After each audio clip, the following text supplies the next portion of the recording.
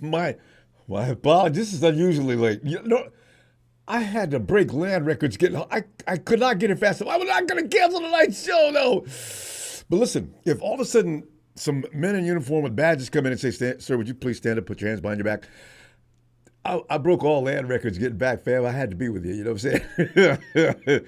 Woo! And then we have tech difficulties. Okay, listen, that's enough excuses. Fam, let's do the weekend review. Since I've been out all week.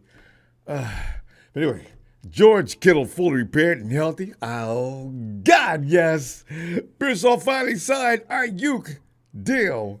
Silence. Niners fans have witnessed George Kittle make Pro Bowl appearances on a regular basis for years, right? But who knew how badly banged up, bruised, and battered the dude was? Well, we had an idea, but to the extent that it was reported, I was shocked. Damn, George. And at the same time, he achieves Pro Bowl status. Are you serious? Dude is a badass. George is.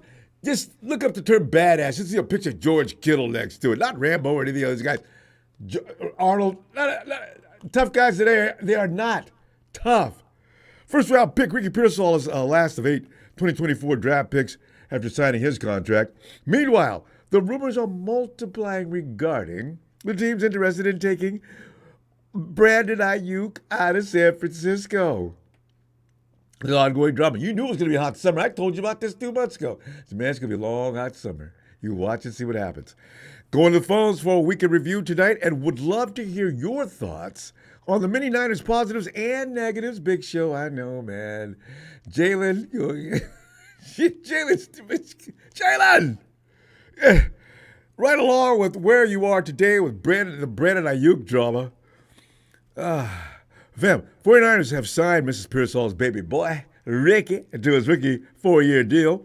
Pearsall's 4-year contract is worth about $12.54 million, which includes a signing bonus of approximately $5.94 million and a 2024 salary cap hit of only $2.28. $2 million. 2.28. I know what you're thinking, Joe. Compare that with Brandon Aiyuk's. I can't wait. I hope you get in here tonight, so I want to argue anyway.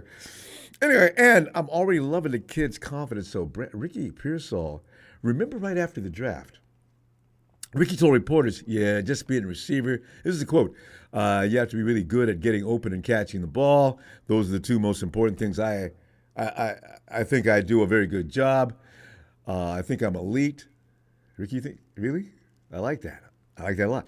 At both things, first and foremost, the thing that separates me, I feel like, is my competitive spirit and how I compete on a day in, day out basis, and just how detailed I am as a receiver, too, as well as when it comes to being disciplined in my routes, or even just off the field, being disciplined in my everyday habits.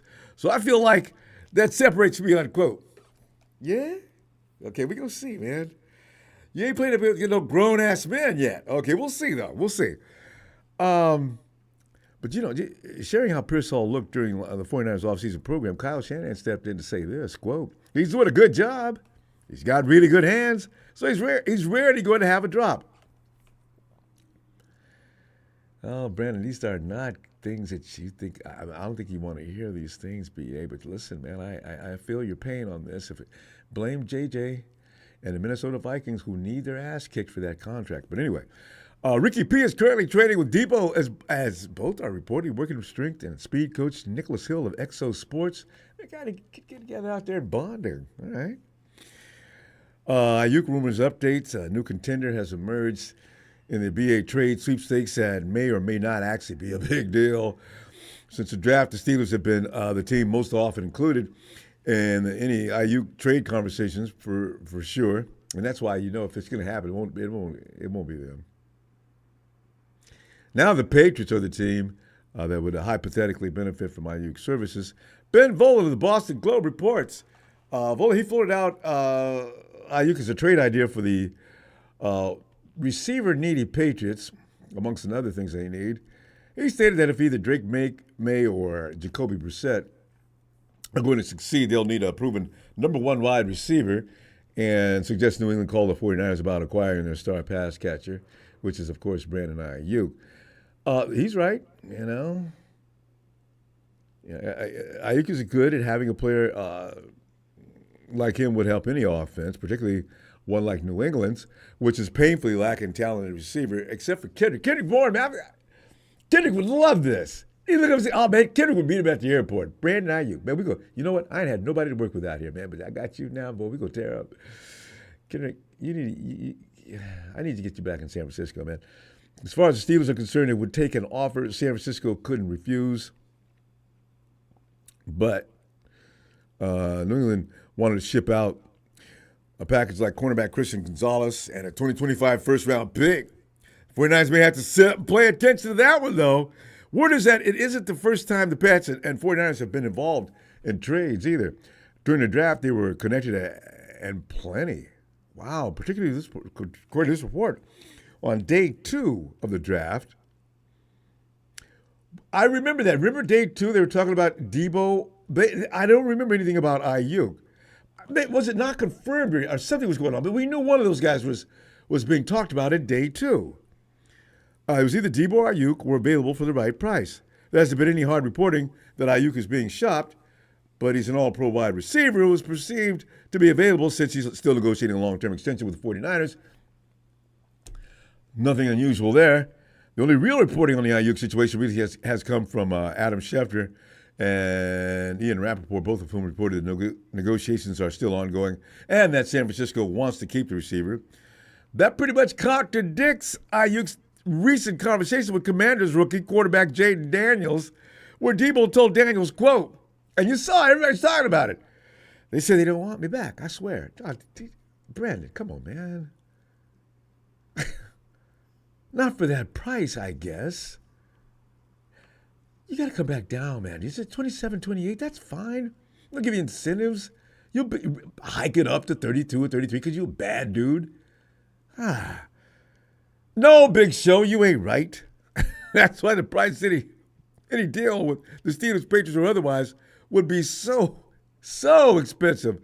So until the deal is done, though the trade madness will continue, if the team like the New England Patriots make the family an offer we can't refuse, then perhaps hypothetically, scenarios become real. Sonny, call the families together. Don't call Barzini. I don't trust him. Fam, you know what? I really feel that eventually it's going to be a line on this in Vegas or somewhere. Is Brandon Aiyuk going to be a 49er this year? I just, because this one it feels a little different than the other years for some reason. We just lost an important trainer too, fam. According to Tom Pelissero of NFL Network, the NBA Atlanta Hawks have hired Ben Peterson, the Niners' former head of player health and performance. If you don't know Ben, he was the VP player of health and performance. He was in the fourth season with the Niners as head of player health and performance, overseeing athletic training, functional performance, nutrition, strength, and conditioning. And apparently the 49ers bought into it. Keep in mind, fam, the Niners were the healthiest they've been last season, and maybe the last two, to be honest, than they've ever been. Remember, we were setting records for putting guys on the IR. And for the last 2 years, we haven't been doing that.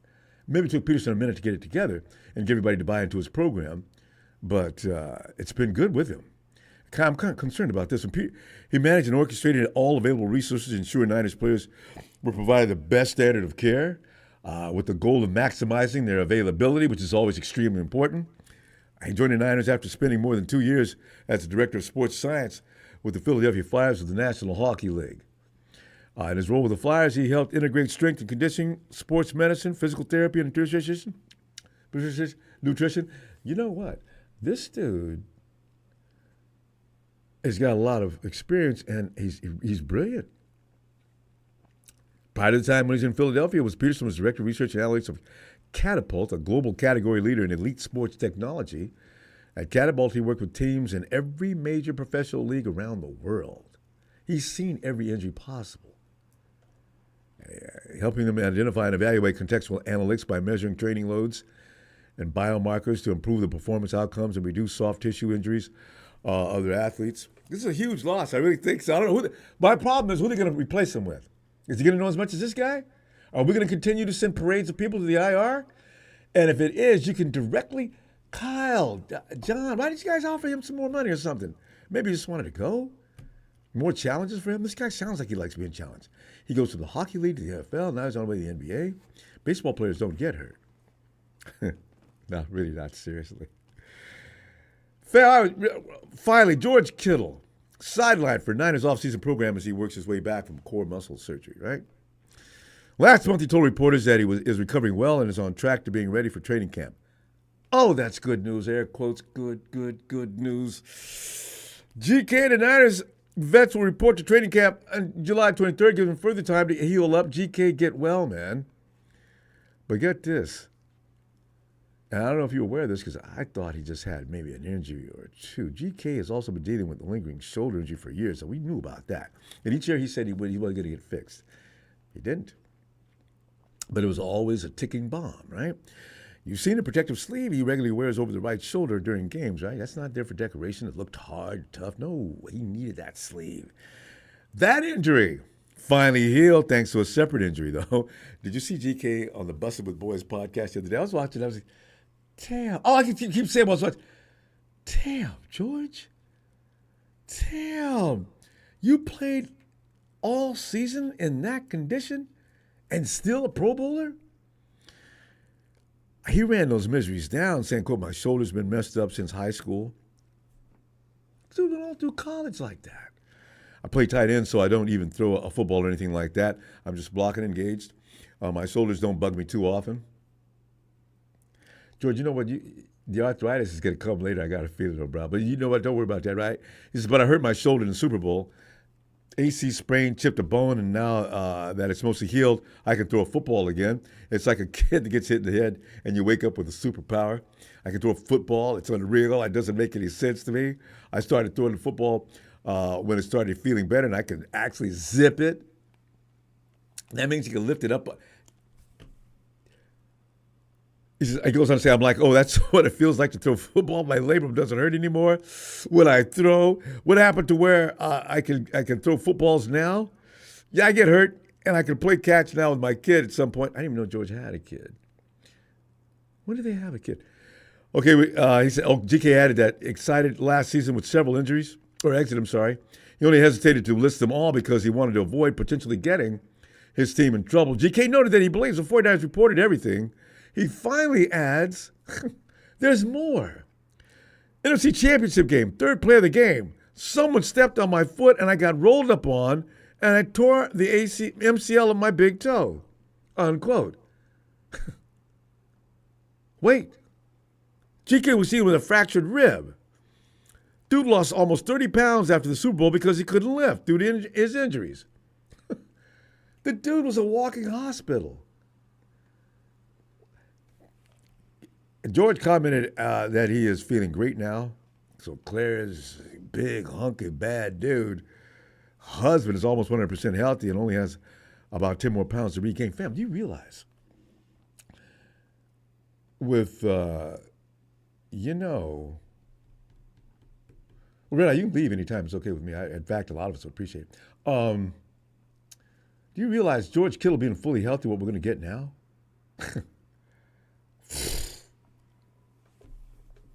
We may have never seen how good George Kittle might be. Amazing. Wow. He was still playing at a high level, beaten up, broken up. I'm impressed. Yo, Matty, yes. Come on in, man.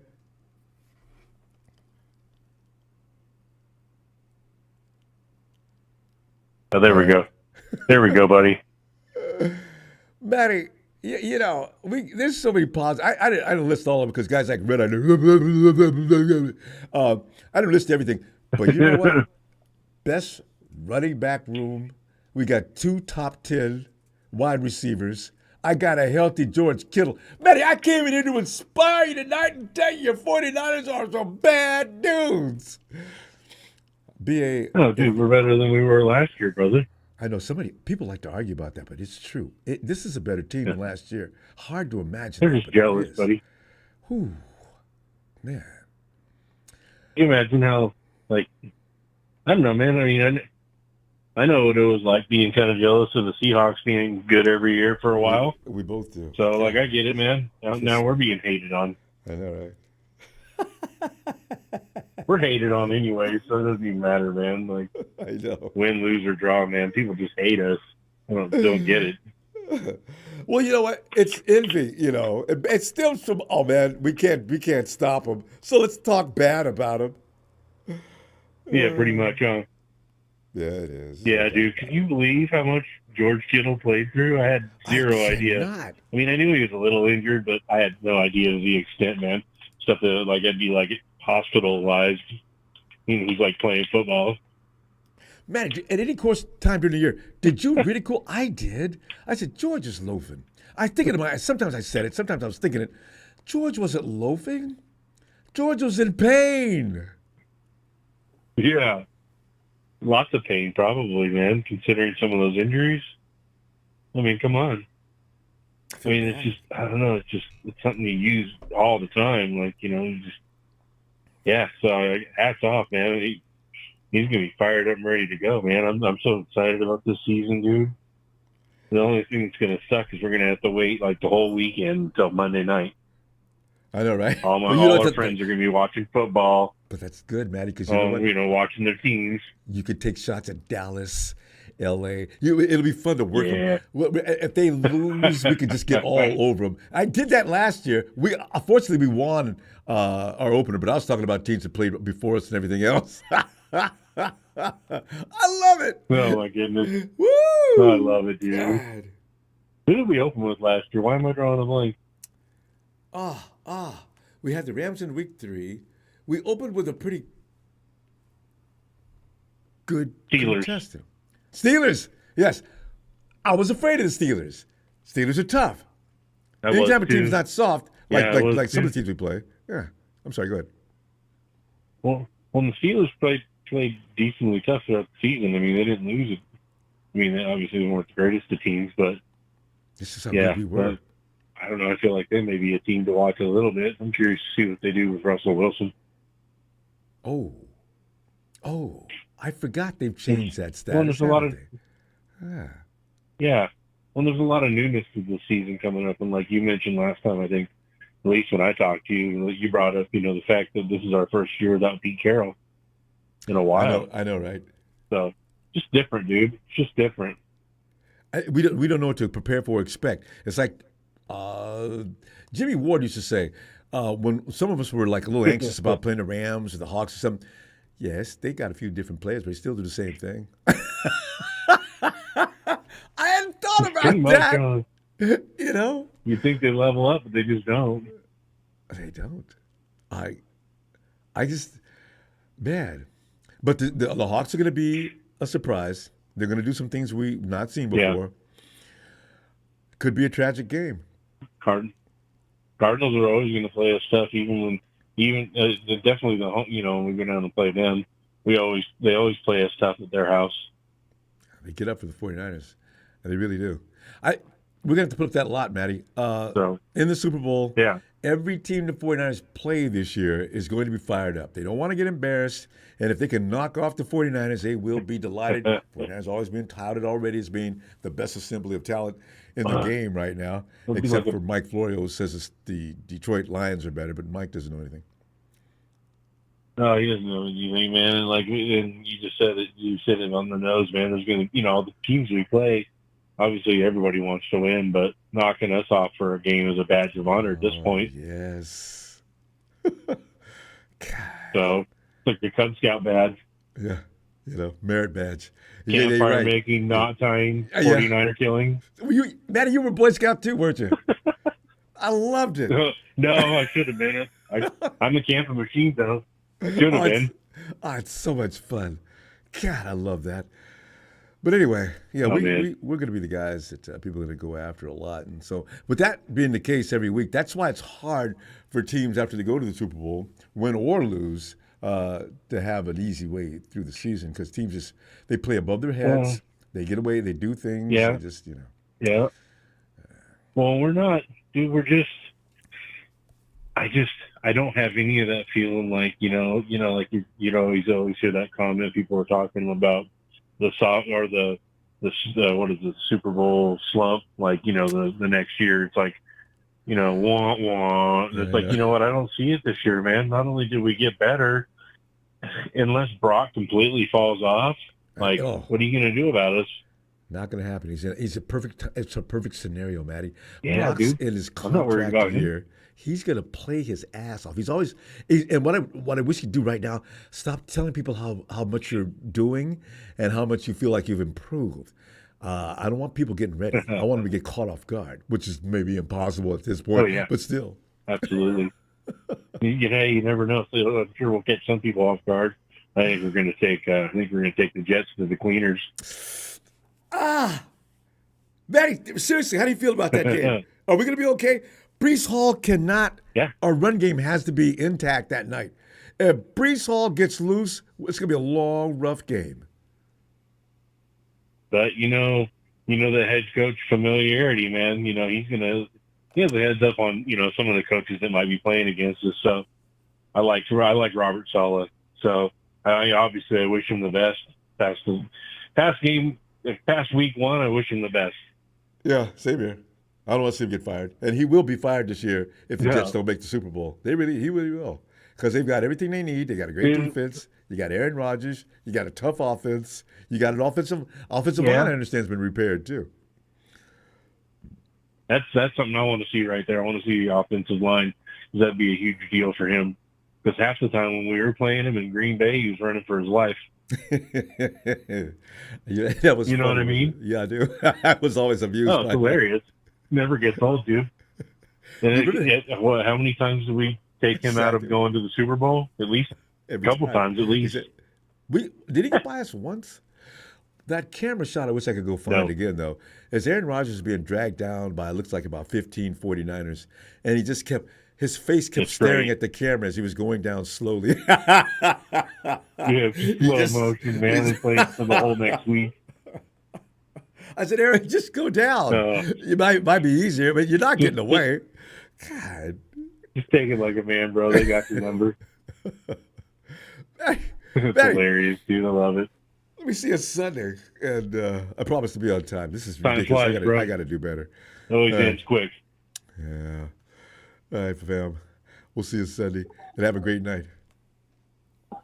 You too, brother. Have a good night, man. I'll catch you soon. Looking forward to it. All right, fam. All right, buddy. Matty up, Bend, Bye, Oregon. All right. And there's Aaron right on cue. Yo, Aaron. What's up, Ronbo? Aaron, man, I'm just like tonight calling attention to the fact that George Kittle should be given another award besides whatever awards he got last year. I had no idea that George Kittle should have been in a hospital during the Super Bowl, not in the Super Bowl, right? Dude had more injuries and bang bangs and ouchies all over his body than anybody on the field. Maybe a combination of two or three guys. George Kittle is a warrior born. He refused to say die. He was out there doing the best he could. Man, his MCL was sprained or torn. He's got his ribs, his shoulder. Man, I mean, whoa. And people try to tell me Travis Kelce's better.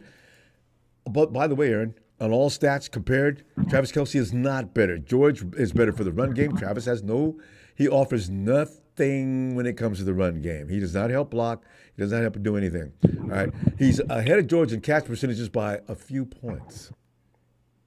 George does everything else a tight end needs to do.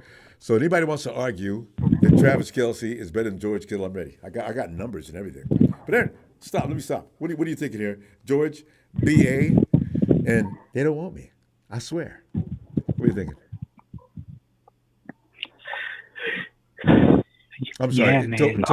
MCL. I'm sorry. Allegedly. When I think of MCL, I always think about the knee. Toe. Thank you. Go ahead, Aaron. Yeah. Yeah. I mean, yeah.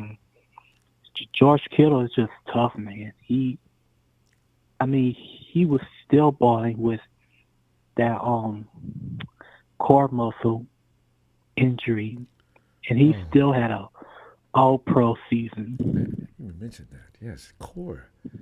Oh, yeah. So what's he going to be like this year if he could just maybe, George can still handle one injury or two and still play at a high level. But as long as it's at 4 or 5, I think he's going to be amazing this year.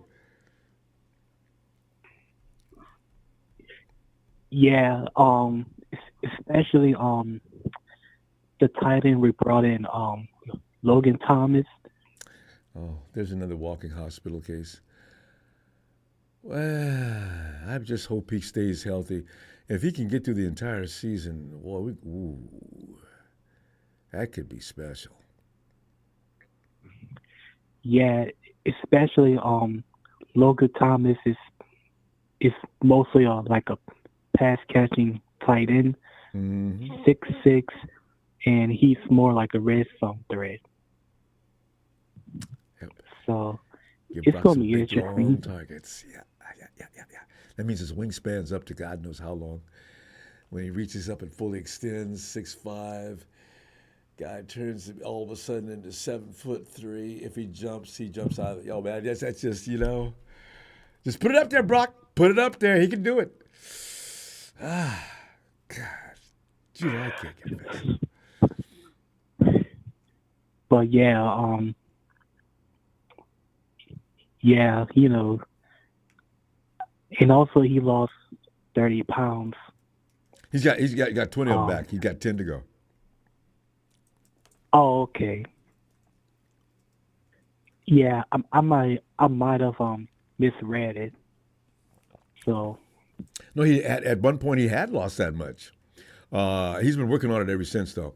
Uh, I don't know how much he's lifting, if much at all, but yeah, 20 pounds. He's got 10 to go, according to the Salacious report.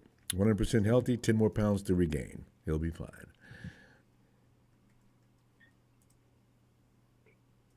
but yeah, for the Brandon Aiyuk situation, the way I see it is, I think he's getting advice from um Debo Samuel, because Debo went through the same, like, Brandon Aiyuk going through the contract situation. So um I just hope that's not true. Uh, the last person I want him to talk to about contracts is anybody that just got signed, especially Debo. Oh my God. Talk to Nick or Fred, but not Debo, please. Oh, ah, uh, but well, you could be right. I mean, yeah, but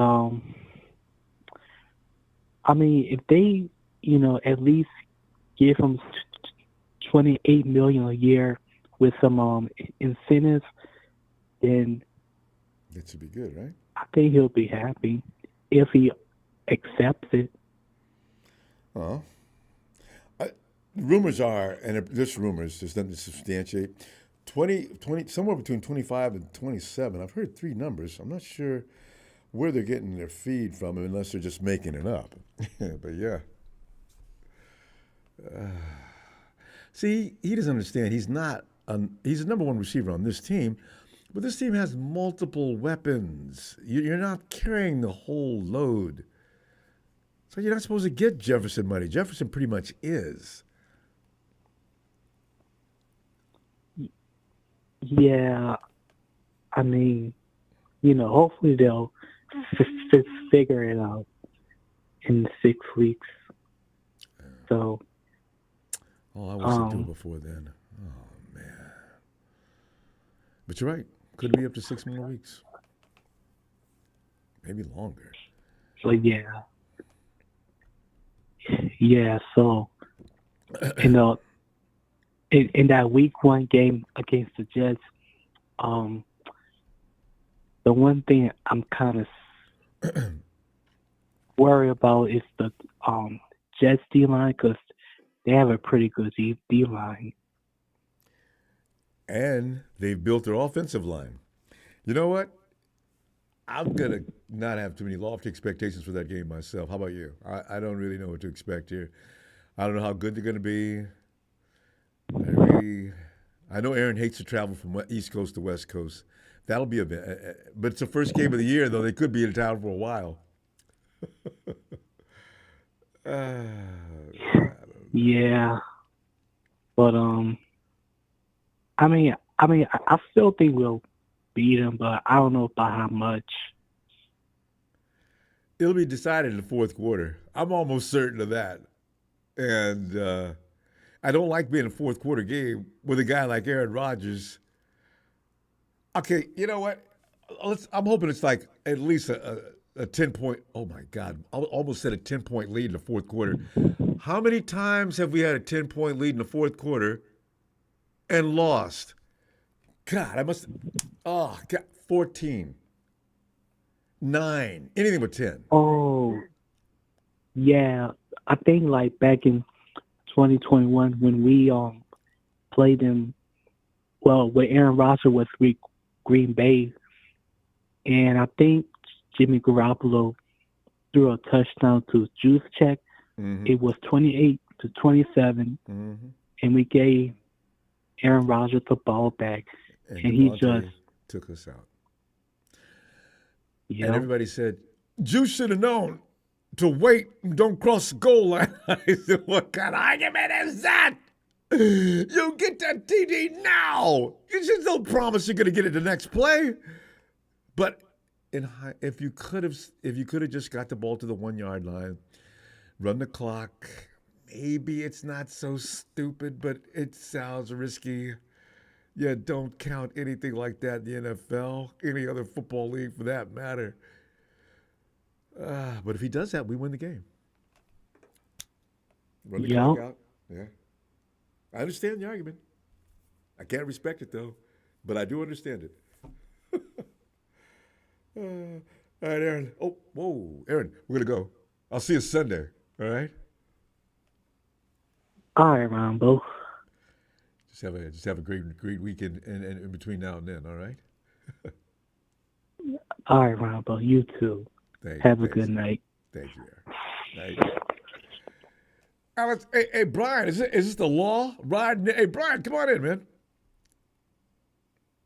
49ers, red and gold. Well, I'm always rocking the Niners till I'm dead and cold. Screaming the name all the way from the Mid-South because the law always says, know your role and shut your mouth. What it is, Ronbo. I'm looking at some of the dramatic things that happen to 49ers, and there's always something going on with the 49ers. I'm looking at the fact that George Kittle... It's always something. George Kittle may have other wounds he didn't even mention because he didn't want to get the 49ers into any trouble for not reporting everything that happened to him. And then you got Brandon Aiyuk telling people, man, the 49ers don't want me, I swear. And then we lose one of the best guys to keep the 49ers healthy. I don't know. I didn't know about him, but I do know we've been very healthy for the last couple of years. He's left us and went to join the Atlanta Hawks because he's just that good. And I think he just wants challenges in his life to see how much he can help a team out. It's amazing. So anyway, lost a guy to keep us on the field. George Kittle's fully healthy now. He's got 10 more pounds to go before he gets back to his fighting weight. And Brandon Aiyuk is he going to be on this team next year? I wouldn't even try to bet on that right now. I don't understand what's going on. It feels a little different. That's a scary bet. And I tell you, these websites, you gotta these websites on Facebook and YouTube and all that, you gotta stay away from. I can't even read them now because I've been and messed around and got upset. Oh yeah, they'll scare you to death, won't they? And some of that stuff is being made up just for the effect it's having on us. You know, freaking people. Early in the year, they had you thinking, well, he might be going to Pittsburgh. Mm-hmm. Pittsburgh's still talking about that. To this day. And then recently, now they told me, now he playing you know what, Ronbo, do you think this is a ploy to sort of help? This is a ploy and from Brandon Aiyuk's camp. This is like a hurry and accelerated ploy to sort of get the negotiation going on or whatever? Do you think this is a ploy from Brandon Aiyuk and the baby mama? Because that seems like that's who's spoiling this thing. Even if it's not, it's going to serve as one because now other teams will be calling the 49ers. You guys, but listen, we can relieve you of that problem you got. Let's talk. Who is this? Pittsburgh Steelers. I've been calling you all week. No, don't call me. So, again. Yeah. Yeah, and so now they have you thinking, now they have you thinking there might be a possible trade between us and the Washington, what do they call themselves? The Commanders. The Commanders. Yeah. Jaden Daniels wants to see him over there, and that's who he was talking about when he said they don't want me anymore. I swear. Oh, Brandon. That's crazy. This is crazy, man. They didn't want you. Let me ask you, Ronbo.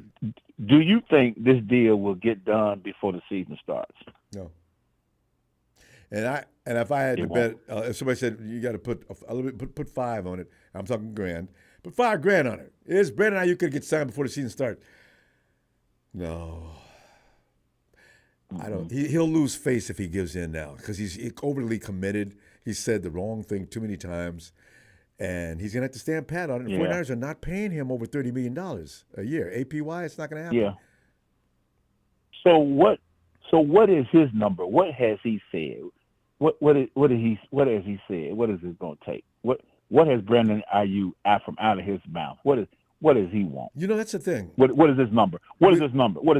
People are guessing. People are guessing that he wants somewhere in the vicinity of Jefferson money, and that would have to be over 30. That would be north of 30, but I don't know how much. No, I don't get it. Ooh, right now, Ronbo. Right now, I don't see it. I just don't see it getting Jefferson money. I don't even see him being in the neighborhood. Now maybe he might be in the what they call it, the vicinity. He might be getting money in the suburb. He might get the suburb money, but not in the neighborhood. Not in that neighborhood. Because that money come with because Jefferson money come with association fees and all that. I don't think Brandon Aiyuk ain't gonna. He just ain't gonna get it. He'll get paid, but I don't know. Brian, do you remember when Nick was getting signed and somebody said Nick wanted a part of the gate?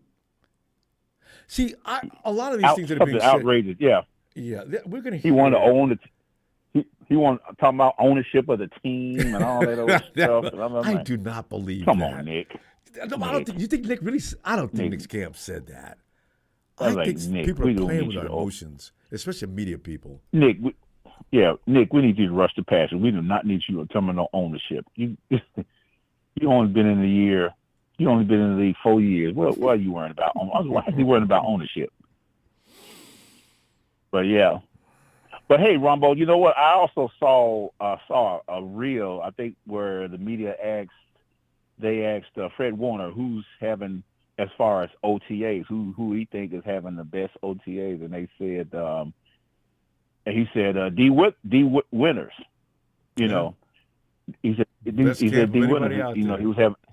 Said that his first year, he was struggling and he was out of shape and struggling as far as learning the plays, but now he's in shape and he knows it. He's got it. He's got it, and so big shout out to D Winners. Mm-hmm. He could be playing a lot more than he's going to definitely be on special teams, and they're going to keep an eye on him. If he looks as good as Fred says he does, he may work his way right in. Right. Oh yeah, Ronbo, and also let me tell you this: I ran across. I don't even know this guy, but I think the guy saw me with the 49er stuff, and suddenly, of all the people he wanted to make a comparison. He wanted to have the Nick Bosa, Michael Parsons conversation. Oh no! I said, let's have it. I said, as a matter of fact, I'm just gonna put it out there right now. I'm gonna share this. Just give me a few minutes, Ronbo. I'm gonna share these right now. First of all, it's an unfair comparison. Okay, Michael Parsons been in the league 3 years? Yeah. 3 years. Okay, Nick's been in the league 4 years. He's practically invested. He's about a year away from being what they call vested. Yeah. You know, because when you work for a company 5 years or more, they consider you vested. Right. So Nick's been in there 4 years. Okay, all right. So Michael Parsons has 40 career sacks. 40 career sacks within the 3 years. Okay, Mm-hmm. but Nick Bosa, who is a defensive lineman, he has 53.5 sacks in the league. Mm-hmm. Okay. Now, here's where we get in. All right. So I looked at playoff career sacks. All right. So Nick Bosa has 10. All right. Do you know how many sacks that Mr. Lawrence Taylor lookalike got? It's the dwarf. I've checked. It's the dwarf by that number. What's the name of that song? One is the loneliest number that you ever knew. He has one playoff career sack. I'm loving it, but we do have to wrap it up because I came in too late. Mm-hmm. But listen, don't ever let a Cowboy fan tell you that Micah Parsons does not do well against the run. Strangely enough, Nick does. No, you can't compare. It's apples and oranges. You know, he is a linebacker. He's a linebacker. He's not a D lineman. And he should be doing better. No comparison. So, all right, fam. We'll see you Sunday. Ronbo, shout out to you. Shout out to Faithful, and shout out to production. And for all of you Michael Parsons fans, don't compare. The law is out. Right, fam. Michael Parsons. Man. And we now go to Tennessee. Papa Dragon. Pop. What? What's up, man? Pop, man, I'm sitting back here. Look at there's so many things going on in Santa Clara right now. I said, well, you can grab 2 or 3 of these and just go with it. Anything else you want to add? But man, I knew George Kittle was playing in bad shape, and there was some times he pissed me off last season. But I didn't know what I was talking about, and I just came to apologize. George was playing under severely difficult circumstances. And then the BA thing goes on and on. I mean, man, I swear they don't want me. BA, come on, man. Would you please be a man about this? Don't fan these flames. But let me stop. Pop, get in there. What are you thinking about all this madness? Honestly, there's a lot of yickety yak, talkity talk in San Francisco 49er land, right? So these guys do a whole lot of talking. Oh, my. A whole lot of talking comes out of San Francisco. Too much talking comes out of San Francisco. And in fact, out of all the teams in the league, you know where I hear from the most? Who? San Francisco. Yeah, but it can't be as bad as it was when Trent was there, though. Trent Bulk used to sit back and manufacture these things. I understand that, but I'm just saying that in general, these players talk a lot. If George Kittle thinks that he was the only person in the league that played through injuries last year, you're mistaken. This is football. That's just what happens. To that degree, though, you think everybody's – because a lot of guys are candy asses. They'll sit down in a heartbeat. No, I understand that. I understand it, but there's a lot of guys who won't. Can I tell you why they won't sit out? I'll tell you why they won't sit out. Please. Because they can lose their job. They can lose their job. Yeah. Yeah, you let somebody else get in there. It don't matter who it is. All of a sudden, they start playing well. Mm-hmm. They stay. You get well real quick. You get well real quick. You see what I'm saying? Yeah. So believe me when I tell you, if the player can get out there, they'll get out there because it's the NFL, National Football League. That's true. Now, and they're looking for somebody to draft for you anyway. Yeah. Exactly. The only reason why I could think that Kittle is probably talking is maybe he wants a contract extension. Hey. Which again goes back to it goes back to leverage. Like right now, the only leverage that Brandon Aiyuk has is to hold out, which probably means he will hold out because he has leverage. He has leverage, and he has reason to hold out for the money. Now, do I disagree with it? Absolutely, I disagree with it. I 100% disagree with Aiyuk's wanting to get more money, but I don't blame him. I disagree with his methods. But that's what the young kids do today. They put everything on social media. So wait, there you go. Hey, there's one thing he's changed. Brandon has not washed his walls down. Mm-hmm. Yeah. So, I mean, what I kind of see happen with Aiyuk is the longer he plays these games, I think the longer the 49ers are going to play games. Yes. And I think that they're going to make him play for that 5th year, and they will move off of him if they get a first round pick. That's where they're at. So, like, basically, it's trade watch for Aiyuk ever since the draft, but that hasn't stopped. It's still ongoing. A lot of the chatter out of Pittsburgh is that Pittsburgh is going to get him. There's people saying they need to make 49ers offers they can't refuse, et cetera. So regardless of what happens with Aiyuk, what he's trying to do, he's trying to create fan support backlash against the 49ers, and hoping that's going to move the needle. But man, you're negotiating for millions of dollars, man. This ain't the way to do it. And it's just me. And just a real quick question on this: do you think he's worth north of $30 million? Because most fans, I don't think, will agree with that, and that's why that's where that could backfire on him. So, I'll answer this question for you very, very simply by asking you a question. Okay, how many Super Bowls do you see Justin Jefferson winning? See, not a one, and that's a great argument. And if you came to court, Brandon Aiyuk wins. I agree. I do.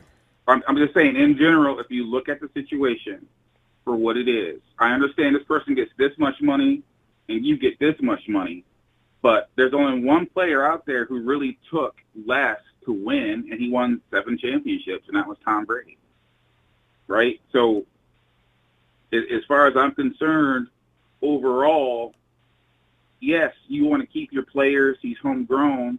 But if you really want to keep your player, San Francisco, you got to start signing your players earlier. Thank you. Because it costs you more every time. Everybody says that. I wonder if anybody around the office ever mumbles that around.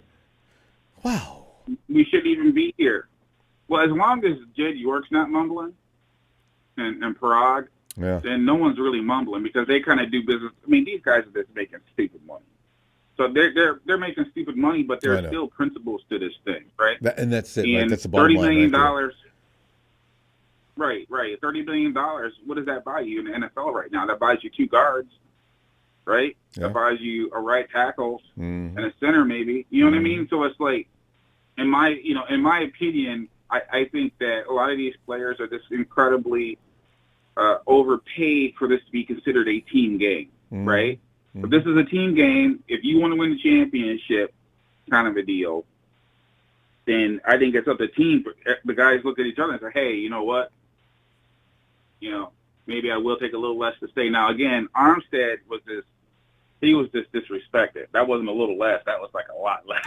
Slashed. I'll be honest with you. The contract, to me, the contract reflected what his value was to that team, and that's what his value was. And you know something, Fam, I consider that fair, though. I need to assess how much you're helping us, how much I could expect for you to miss next year. It all has to come into this, and Eric, we just can't afford to allocate that kind of funding towards somebody who's not going to help us out any more than you probably are. He'd be pissed off if you talked to him like that. That's how they're thinking. And he's a non-Pro Bowl player. I think the cheat code in offense right now, especially for this football team, they really should be drafting tight ends high in the draft because, again, the tight end weight scale is a lot lower, and they could easily run 2-3 tight ends, and run the ball and run that short passing game that they want to run and stuff like that. So Kyle used to do it in Atlanta. I mean, it's up all the time.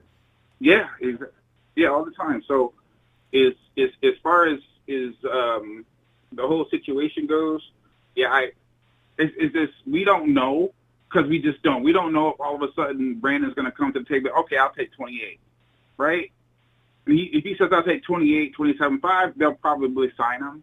But if he wants 30 or above that, there's just no way that there's no way that it's like you saying, okay, Brandon, you're more valuable than CMC.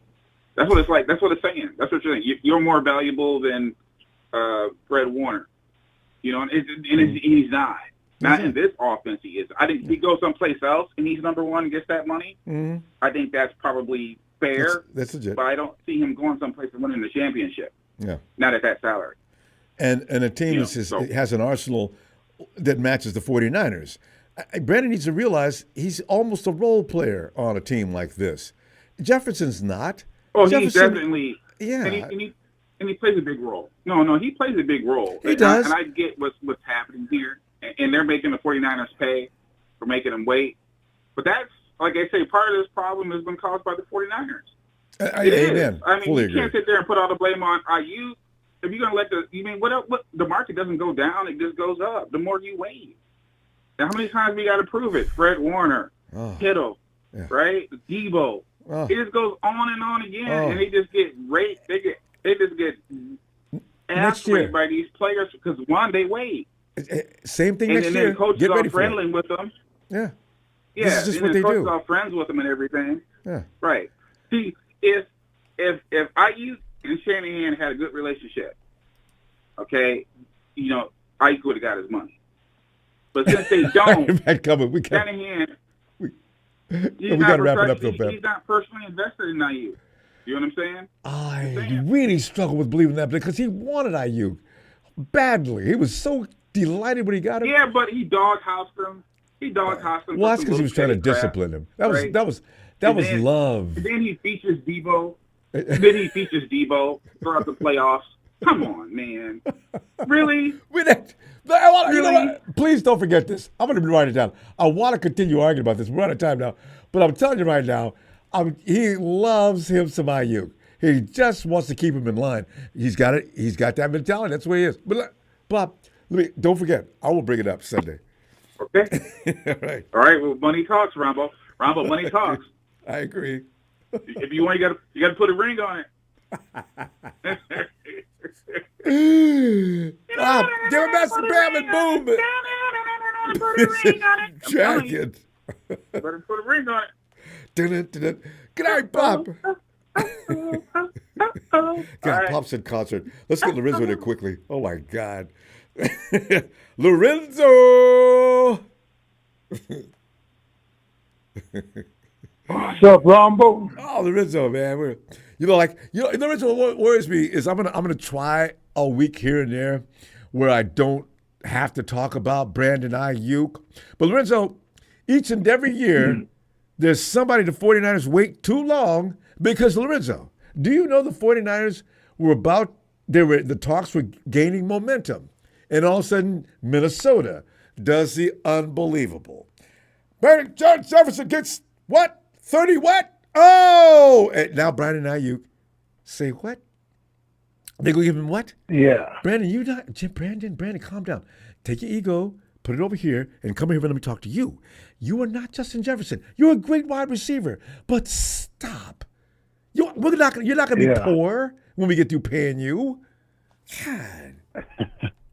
These guys kill me. Yeah, I don't think he needs to go after the highest paid. Yeah, that's not going to happen. You want 37, 38 million? Brandon, are you serious? Of course not. Yeah, he'd probably get about 28 or something, a little more than Debo. I think that'd be nice. Because of the market going up. I mean, that's over $1.5 million a game. That's not bad. Yeah, not bad money. Not bad at all. Give him some bonuses for every touchdown he gets. I want to keep firing up out there too. Yeah, they'll sign him. They'll sign him this year. And then, I think so. Or they'll franchise tag him. I think maybe they have that option. Brandon doesn't know they hold all the cards. You don't want to play? That's fine. Just have a seat. Ricky's looking good, by the way, Brandon. As he's walking out the door, just to be nasty. Go ahead. But no, I think Brandon, they'll sign him. They'll sign him for this year for sure. You know, and then if they trade him, they'll get a haul for him. You know, first at least. You know, and probably something else just because, you know, if they're desperate. You know, if you can get rid of him, get a lot. You know, first round is minimum. If not, yeah, very first round, and maybe like, you know, I don't know, something extra. You know, like. Because you don't have to take any deal. Brandon can't walk away. Yeah, we could franchise tag him next year if we wanted to. Brandon could actually play 2 years all pissed off. This year, play under the tag. Next year, we're going to franchise tag you. All right, now you can go out here and don't play good if you want to, but nobody's going to offer you a contract when you get through here either. See, he's stuck in a position where he can't do a thing. I feel bad for him, but that's nature of the business. I'm thinking the tight end room looks pretty good, you know. Yeah. We look pretty good all around, I think. Solid, you know. Yeah. That's a solid team we're going in with this year. I'm going to be, backs, wide receivers. Well, until Brandon comes back. We do have two of the top 10 of receivers in the NFL. Can you imagine that by PFF standard? Yeah. And back room, you know, running back. Top end, back, bottom. Defense best linebackers, probably pretty good. Weekend tight end or, you know, defensive ends now, you know. So, so we're looking good. I'm not really scared right now, you know. If somebody like, you know, big name goes down, then maybe we might worry a little bit, you know. Trent or Bosa, just one of those two probably fuck us up. But Lorenzo, remember we lost Bosa that year? 30. Our defense wasn't bad. It's very strange. Yeah, but we were like. We had a really good rotation. Yeah. Well, Bosa would have taken him over the top that year. But as a matter of fact. Yeah, I feel pretty good about it all. It's not nothing really negative to say about 49ers. You know, you very rarely catch me saying anything negative about them. Oh, fuck. Fucking damn party. Fucking broke his arm. Fuck him, man. He should have played it, you know? Yeah, that's what I do. I blame the other team, the refs, and everybody but the 49ers. And that's, you know, that's what we shouldn't do that. We're seeing the world through red and gold glasses. But still, I can't wait till Jalen and Big Show get there. That's the opposite side of the coin. No. We're pretty real about it, Ronbo, you know? Rose-colored glasses is them fucking Cowboys. Fuck them Cowboys. We agree on that, too. May they burn in cowboy hell. You know?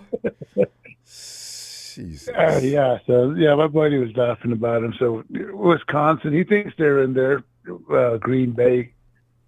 Oh, yeah, he's going to be coming out to Green Bay for the playoffs. The bullshit. I don't know, Lorenzo. He's going out there to whoop your ass twice, you know, November end. We need to straighten out what happened last time. Okay, next time we see Lorenzo, I don't want to see anything that resembles that the game. They actually beat our ass from the first quarter. We got away in the fourth quarter, but that's what? Damn.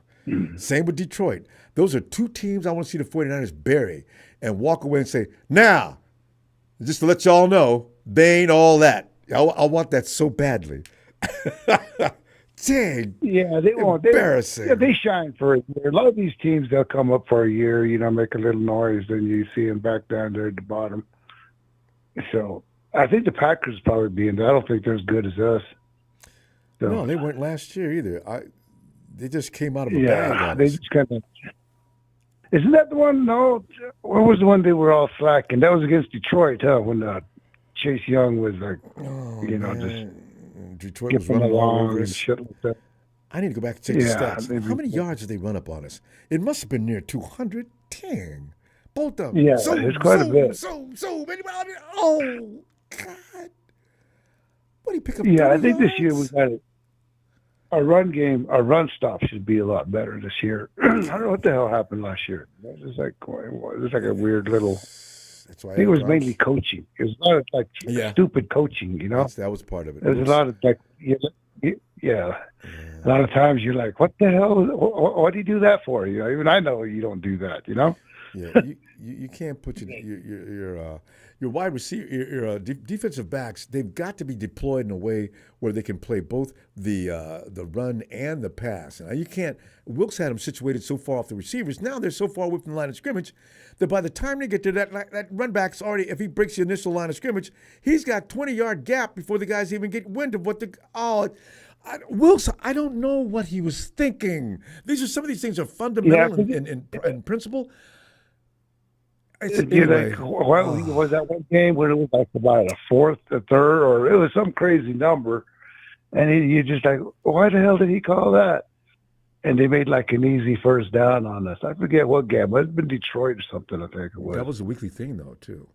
First down for teams became not that tough because, running backs were getting 2 and 3 yards a clip. And you run them 3 or 4 times, you got a first down easily. You don't need to throw the ball.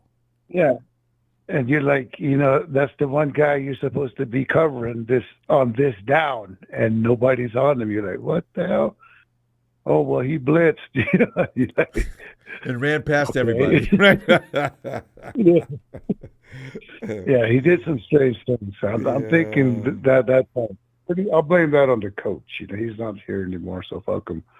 I feel bad for him. I don't know if he's going to get a job in the NFL anymore. Nobody, I've not heard his name being mentioned even to get on a staff.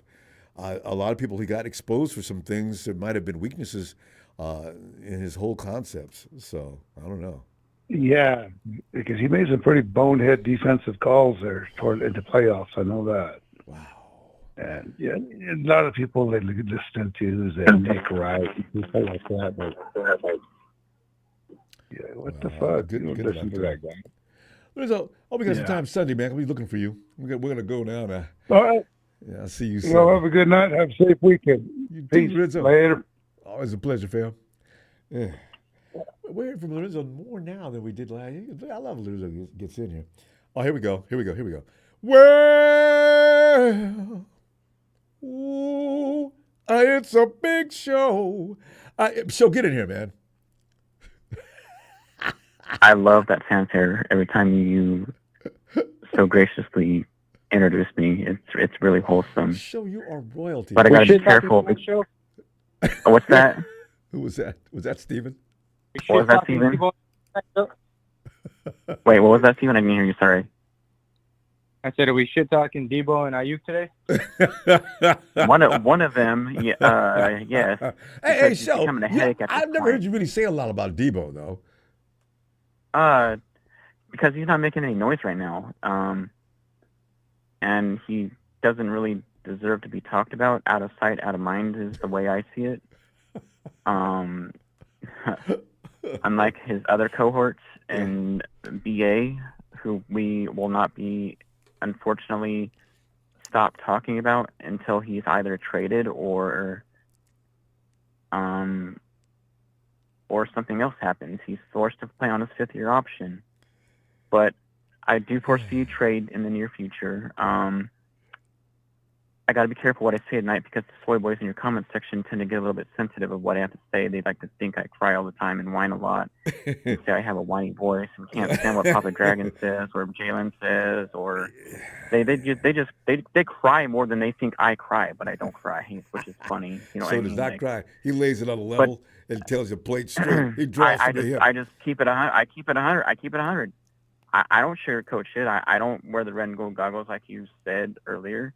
I do. I share my true feelings, and that's what I've been always doing since I've been calling on this on this show since 2017. And that is something I've always appreciated about your show. You know what though? Have you changed you. your And it's not stance? fake. It's not fake. It's not a persona. It's real. I've known you too long. I know you're not faking. It truly is. I mean, until we hoist in Lombardi, then it's not going to change. So get used to it. Yeah.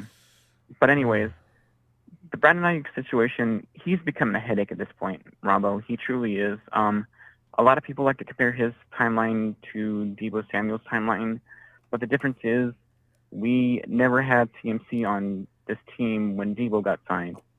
Deebo was the focal point of this offense before CMC arrived. And now that CMC has arrived, he is the lead actor in this movie. And Brandon Aiyuk is just a supporting cast member right now. He's a supporting actor. Do they win Oscars? Yes, absolutely. But we also have a lot of other cast members that need to be signed after this year.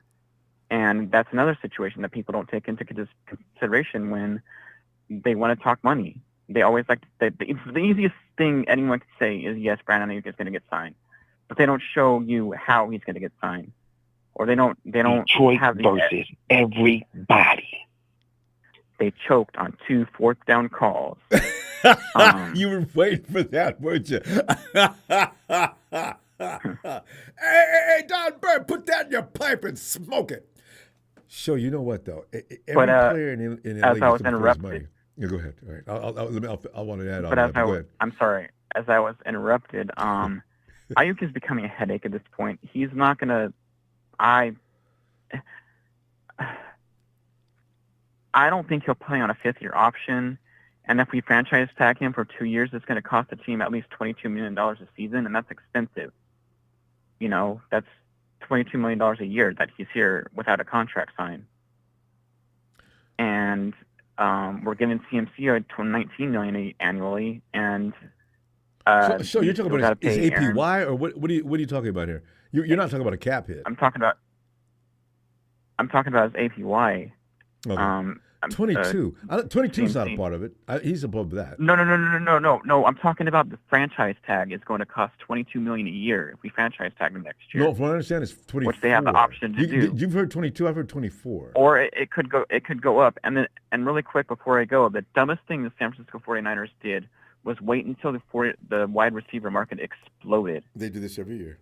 And the longer they wait, it's just going to become more and more expensive because there's T. Higgins that still needs to be signed. There's Jamar Chase that still needs to be signed. And there's CeeDee Lamb that still needs to be signed. And I think Jamar Chase is going to get at least $36 to $37 million a year. Hey, wait a minute. More than Justin Jefferson. Jefferson's getting what, 35? $35 million a year. Yeah. Jamar gets more next year. So he may be on the trade block next year, too. There goes Brandon Aiyuk's price going up even more. And the way I think it was all designed on purpose because Brandon Aiyuk just what? Brandon Aiyuk has. I can appreciate the feeling he has about himself and his abilities, but he has no business asking for Jamar Chase money. If Jamar, absolutely not. I just told you. But I'm trying to understand how he even fixed his mind to think that. He can't be that. He's a wide receiver, and wide receivers are divas, and they have big egos and big heads, and they let that get in the way of thinking about the team. Rationally. And there you go. There's a prime example right there. Who got $28 million a year, and the writing is on the wall when they drafted Ricky Pearsall that Brandon Aiyuk is going to get replaced because Ricky Pearsall can do everything Brandon Aiyuk can, and Ricky Pearsall brings experience. He brings toughness. He brings agility. And you see him working out with Debo in the offseason, and where's Brandon Aiyuk? Seeing his ass on the couch, posting on social media, crying, bitching that he doesn't have a deal. No, we don't have any proof and if he comes into camp out of shape, he's going to risk injury. And if he gets injured this season, then we're definitely screwed in not signing him. Ooh, that's why Brandon Aiyuk. That point right there is why we're not going to see him this year unless he gets signed. The 49ers are hell bent on breaking him on this. I don't think he's going to get. You know what? That pretty much ensures he's not going to pay. The 49ers are not going to pay him more than 28. That's just out. And you've seen what happened to Nick Bosa when he didn't show up during all the OTAs and off-season programs. Oh, he was terrible. His production slacked, and that's going to happen to Brandon Aiyuk, who is currently not working out with his team. Timing gets off. Everything is off. You got to work out. Everything is off. You got to be in rhythm with everybody else, and he's going to be off rhythm, and the offense is going to look totally out of sync, and that's going to be partly him to blame because he is being selfish and wants $30 million a year, which God knows why he thinks he's worth that money, but he's not. No, because other people got. So look what he got. Look what he got. And CeeDee Lamb is not saying anything because he's smarter, but he's thinking the same thing. So, or else the cameras are just focused on us so hard we don't know. He's going to get paid handsomely. He's going to get paid handsomely by the Cowboys, I believe. Jerry has no money. Jerry Jones is in so much trouble as Jerry far as will sell his yacht. Yeah, he's going to have to. Jerry Jones is a very rich man, but if he pays that dollar-for-dollar tax bill penalty, he's going to be hit hard. But yeah, I hope I hope my comments weren't too sensitive for the little crybabies in the comment section because they get their feelings hurt. Don't stoop to that. Show, don't stoop to that level. Listen, I don't stoop to that level, but they're a bunch of babies anyway. They like to cry and complain more than they think I do. So, but shout out to Steven, shout out to Ellis, and shout out to Papa Dragons and all of the TNT family. Y'all take care and have a great night. You too. So shout out to everyone. Take care. I'll see you Sunday. All right, Thanks, always, man. Take care. What's going on, Ronbo? What do we got? Okay, that's supposed to be Eric. Who is this? Well, listen, hold on. Guys, don't unmute. I'll be right back. Okay, Eric, go ahead. What's up, Ronbo? Eric comes in with the same thing. Eric, it's it's 49er wine time, as we've been known to do for a long time. Because we've always got something. Eric, we've always got legitimate things to cry about, though. This is what people don't. This is what everybody discounts. We go through a lot of abuse. And as you know, Eric, most 49er fans feel that the league and the officiating is always against the 49ers' efforts in order to win. I don't know, man. I don't know. I was wondering if you're going to go along with that. I'm glad you didn't. Eric, that's not true. There are some times I see other teams getting abused, too. I actually do, as far as the officials go. The officials are an equal opportunity screw-up. They go around messing up games all over the NFL, actually. We just feel like we're getting it more than others. So how's the team looking this year? The who? Oh, the team? The Dinos, they look good.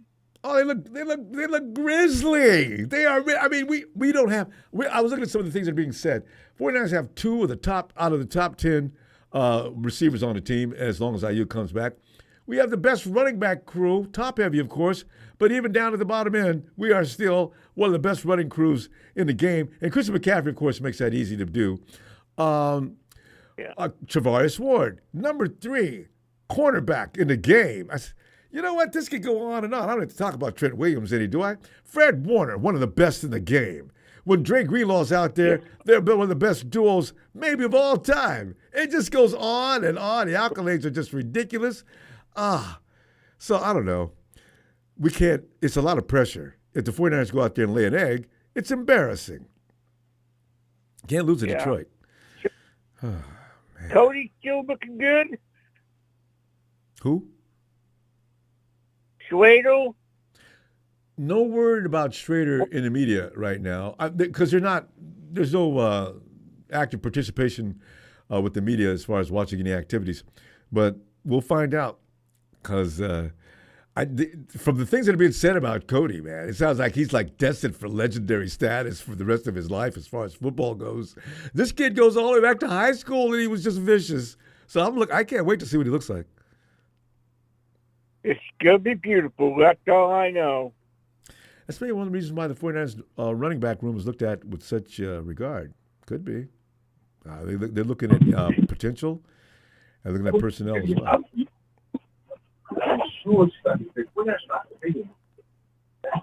Eric? Yeah? No, I lost it there for a minute. I heard some other noise. So, yeah. Okay, Eric, since you're here, tell me what's going on and see what's going on in Hawkville. Well, I'm hoping. Eric? Yeah, I don't know what's going on tonight, pal, but I'm still here. No, I got people jumping in and out. Guys, please stay on mute when you come in because otherwise you get what you just got. It's just a blur of a bunch of people talking. That's why we do it this way, okay? Please, and I appreciate that. Okay, go ahead, Eric.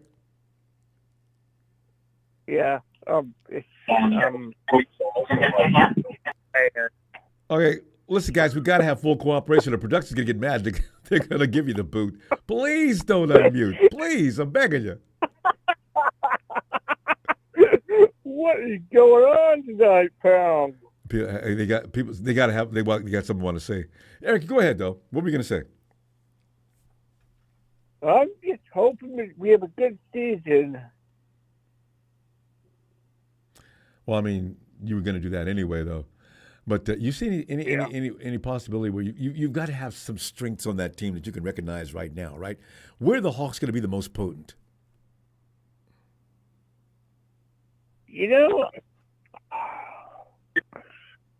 I think receivers is going to be great. Oh. That goes without saying, actually. You've had a great receiving room for the last 3 years. Ever since you put DK Metcalf and Tyler Lockett together, that was already 2,000-yard people right there. Oh. So, yeah. Eric? Yeah, still here. Yeah. I'm concerned about your defense. Now, you're going to have to stop a lot of people. You're in the same conference as we are. That means you got to deal with the Jets and some of the other teams we got to play as well. So how do you think you're going to do?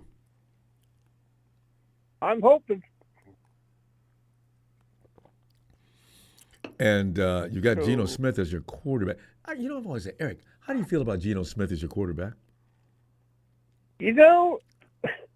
To this day, I still don't know why we didn't go quarterback in the draft. It was interesting. I thought for sure that the Hawks would pick up a quarterback this year, and they didn't last year. They could be doing? Yeah. They could be building a team first and then bring in a quarterback. Because you know what, Eric? When you think about it, drafting a quarterback high with a team that's in rebuild mode or reconstruction or whatever you want to say, he's only going to come in there and get killed, number one, like Bryce over in Atlanta. Over in Pantherville. And then they get ruined, and you're sort of taking a step back. That's why I feel sorry for what happened to Justin Fields over in Chicago. He's probably a better quarterback than what we've seen in Chicago, but they beat him up and ran him out of town. I don't know if you bring a quarterback in that situation, built from the inside out. We'll see what happens. But the Hawks may be doing that. Yeah, I ain't not thought about that, but that's a good thought there, bud. That's why they're going to let Geno take the pain for a while longer. Geno doesn't know, but he's there as a placeholder, and they'll think about drafting a quarterback maybe next year or something. Yep. Well, anyway, Eric, always good to hear from you. Let's talk to you Sunday. Oh, pal. Night, fam. Eric from the Hawks version of the fam. All right, maybe that person might be from Tennessee. 901, you're in Tennessee. Are you the anxious person trying to get in here? Get in here. Hello. I'm here. Can you hear me? I can hear you. I loud and clear. What is your name? My name is Miguel. I go by Mizell Kaleo on YouTube. So Miguel and Mizell Kaleo on YouTube. There you go. Mizell Kaleo. Look up on YouTube. Miguel, come on in, man. What are you thinking here? I'm talking George Kittle tonight. Papa Dragon brought me back down to earth on that, not to praise him too much, because there's a lot of people around the NFL that are playing beat up, broke up, and everything else. I don't think as much as George, but it's probably true. And of course, the Brandon Aiyuk ongoing drama that just seems to pick up more steam every few days. But and also Ricky Pearsall is working out with Debo, getting bonded, getting close, maybe about to club the Cabo clique. Miguel, do you know what I mean by the Cabo clique? We got some favoritism from Kyle Shanahan on this team, but I don't believe in it. I don't want to believe in it. It makes things not good for the 49ers if it's true. But go ahead. I'm going to start right there. I know it's true. You got the Cabo clique, and that's the all-stars and his top-tier performers that he's drafted. And I mean, come on now. Everybody got their favorites, even when they got kids and different things like that. Friends, you got your favorite friends, you got your favorite kids, you got your favorite parents. Whoa, Miguel, your favorite kids. This reminds me of my home situation with my sister Joanne. Please, I always thought maybe I was being crazy. It's not true. Oh, please, no. Okay, go ahead. That's my own personal problem. True. Definitely true. I'm lucky enough to have two kids that are amazing. So you treat them equal. I can't, and it's a boy and a girl, so I can't really just choose between the two. Now, come on, tell the truth, because it's always daddy's little girl. That's what happened to Joanne and my dad. But go ahead.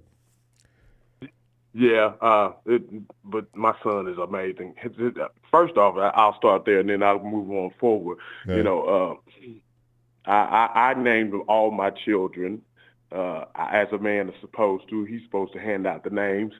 I thought very diligently about what I wanted their names to mean. So I'll start with my son. He's the youngest. His name is Manuel Khalil Azariah. What a name. Ladies will love that. Oh, yeah. handsome young fella. So, Manuel means God with us. Most people don't know this, even fans of the character. Kal-El is Superman's Kal-El. Yeah. I was getting ready to say that name sounds familiar. Isn't that Superman's name before he came out of Krypton? Yeah. That's his Kryptonian name, yeah. And it means voice of God. And that I didn't know. A lot of people didn't know that, and I really wanted to name him that, and I found out what it meant. And so when I found out what it meant, because I knew it had something to do with God, because it had El Shalom, El Shaddai. So true. I knew it had something to do with God. So voice of God, and then Azariah, the three Hebrew boys in the Bible, Shadrach, Meshach, and Abednego. Well, Abednego's original name was Azariah, which means helped by God. There you go. You're gonna bring that all together, because you're making a point about Cabo Click, and that's where we got started on that. Now, you believe in the Cabo Click, and Kyle's favorites are the only ones who meet up at that place. Is Brandon Aiyuk is not a member of that club, I suggest. Ronbo. No. Ronbo. Yeah. Oh, fam, hold on. That. Please don't stay muted. We'll bring you in a few minutes, okay? Please. All right. Go ahead, Miguel. Brandon Aiyuk is not part of that clique just yet. We already know that from his rookie year, his doghouse term that he had. That was done out of love. It made him a better. When Kyle Shanahan expects certain levels of play, of performance from you, and he's already kind of gauged that as to what he thinks you should be able to do and evaluate you. If you do not play up to that standard, you're not going to be in Kyle's top tier favorites. So it's a true thing, but that really doesn't matter. You can earn your way in. You can earn your way in. You can earn your way out. We remember the receiver that he had. Nobody really remembers this guy. I don't even know if he's still in the NFL. But who was the guy we drafted a few years back? Did the cat thing? Oh, Dante Pettis. Dante Pettis was supposed to be somebody Kyle really liked, and he didn't. And Kyle got rid of him. He never got part of that clique. So we know that's a real thing. As far as Kittle injury, I mean, we understand this is a contact sport. We understand that this is a sport where many people play throughout their careers with injuries and different things. So, I mean, for the most part, a lot of injuries are just like regular life injuries, right? You can manage through them and push through them, and because these guys play a sport. They're not out there lifting heavy bales and different things, so they do a lot of running and a lot of different things, but their bodies don't really go through as much as a guy that's really doing manual, physical, routine, repetitive labor. They get a season where they can actually rest a little bit and let those muscles and things heal up. And the body is an amazing amazing machine. It doesn't really take a whole lot. If you treat it right, feed it right, exercise it, and rest it right, you can pretty much recover well enough. So I'll spring forward. The guy said, the guy before your last man said, Ricky Pearsall can do the things Brandon Aiyuk See, can. I've been telling Big Show about that. There's no proof of that yet. No, there's no proof of that. First off, Ricky Pearsall is not as fast. He's not the deep threat. He is from what we know and what we've heard. We don't know if what he's done in college will translate to the NFL. That's always the way it's going to be. That's the way it is. Right. So we can't just assume, oh yeah, he's come to replace him. But we don't know that yet. We have no idea. In theory, that's what the 49ers are trying to do. They're always trying to place a rookie in a position of a veteran so they can save money. But that has to actually come into fruition, or no, we're not going to take a step back just to save money. Not in this league. Right. Not in this league. There is a business side to this, and it's different than what we have grown used to. Social media is a huge platform for people to reach millions of people quickly, easily, and have some kind of influence. So what you see a lot of now is players utilizing this for their advantage, because first and foremost, let's be honest, we may not have, as fans, we may not have a inside voice. We're not in the meeting rooms and different things of that nature, but we do have an outside voice. Yep. We do have pressure that can be added, but at the end of the day, that team can say, we don't really care what it is y'all want. We're going to do what we think is best for us. This ain't got nothing to do with your money, even though it is our money, because it was our money before it got to be your money. But at the end of the day, if they're doing their evaluations, I'll jump forward and I'll jump back. Brandon Aiyuk is not worth $30 million. No, I know, right? Brandon Aiyuk is not worth $30 million. He's good, but he's part of a larger machine that he's a part of. Right. We can't assume that we can not play without him like Jefferson can. Now, Jefferson leaves Minnesota, they might as well not play next season. They got a good team, but without Jefferson, they're like an average team or a little bit below. And see, he shot himself in the foot, Ronbo, because he said that he admitted that he's the fourth option on the team. So that clearly should play out in your mind to let you know in this system, there is no first, second, third, or fourth. Kinda. There is utilization. Yeah. It depends on who we play. You don't, and where the weaknesses are on the other team. That's Kyle Shanahan's. Right. That's been his That's mantra the how whole works. time. Yeah. Been mantra the whole time. You might see games where Debo it just has a breakout game against the Eagles. You might have a game where Brandon Aiyuk is very highly used. If he's got a fish that can't cover him, If they can't stop the run game, and Kyle's already proven that. When Mostert had the ball that night in that playoff game, we ran for over 200 yards in a playoff game. Everybody got mad at Jimmy. I said, Jimmy, Kyle don't care about nothing about Jimmy. He's running the ball like that. And I think Jimmy and actually George Kittle said, run it down the throat. And they did. Yeah, but the interest is winning the game. So if that works, we run the ball. If we're passing, and if we're whatever. Yeah. If we're running the ball, I had a cousin, we would debate about sports. Kyle didn't trust Jimmy. If we are running the ball this effective, who cares? Why throw it? See, y'all want to try to twist things around. Let them yards add up. Jimmy will be fine. Let him stay over there and relax. Smoke some dope. Do anything you want to, but get out the way. This is Mostert's time. You know? Oh, he only threw the ball 8 times. Yeah. Okay, we only needed to throw the ball 8 times because we ran the ball almost 300 yards. We didn't have to throw the ball that much. See, that record the whole thing about it is when the premises of how to play the game has never changed. Run the ball to open up the pass game. It's still the same today. And when teams try to convert to this new, we want to be pass heavy, well, you get a Kyle Shanahan that can run for 300 yards on you.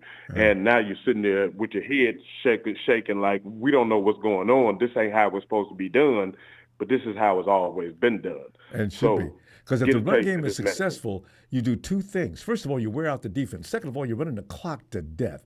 And third, the offense of the opposing team's not on the field. I'm winning this game. I'm running 200 yards. You guys have how many minutes in this game? You got 10 minutes total of 4 quarters. What does that tell you? We did the right thing. Right.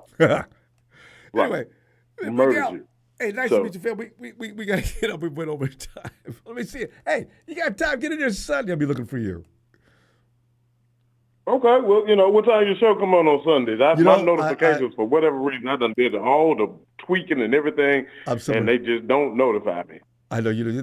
I hope you get a notification. Because see, somewhere between, I try to get in here at 6, but somehow I always end up being late. So it's somewhere between more 6:45 to 7:30.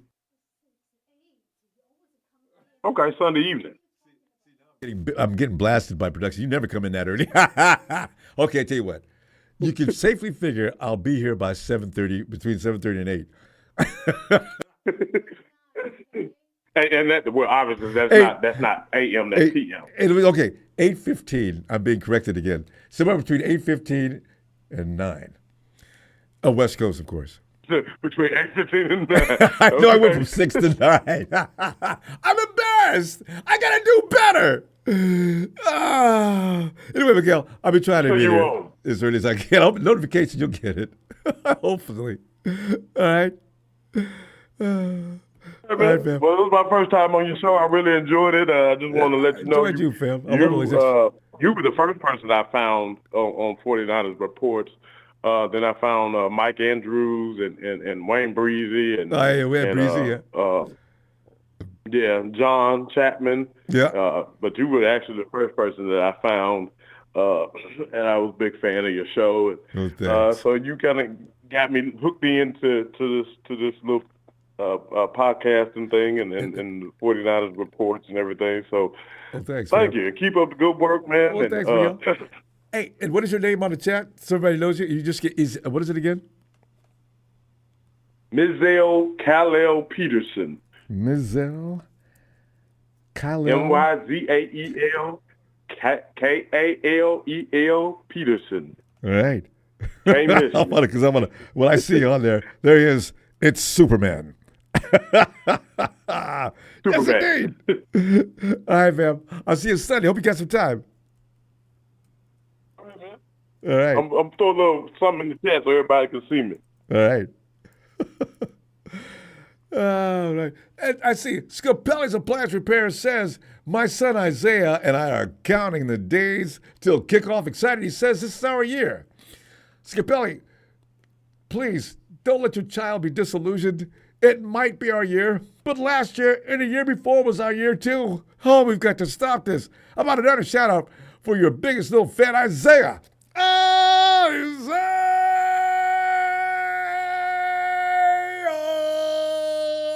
It's better than neither y'all. It's better than neither y'all. Isaiah, y'all. Isaiah.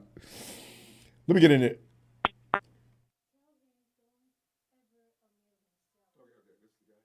Okay. Area code is 864 Putman. Putman, come in. No, he won't come in.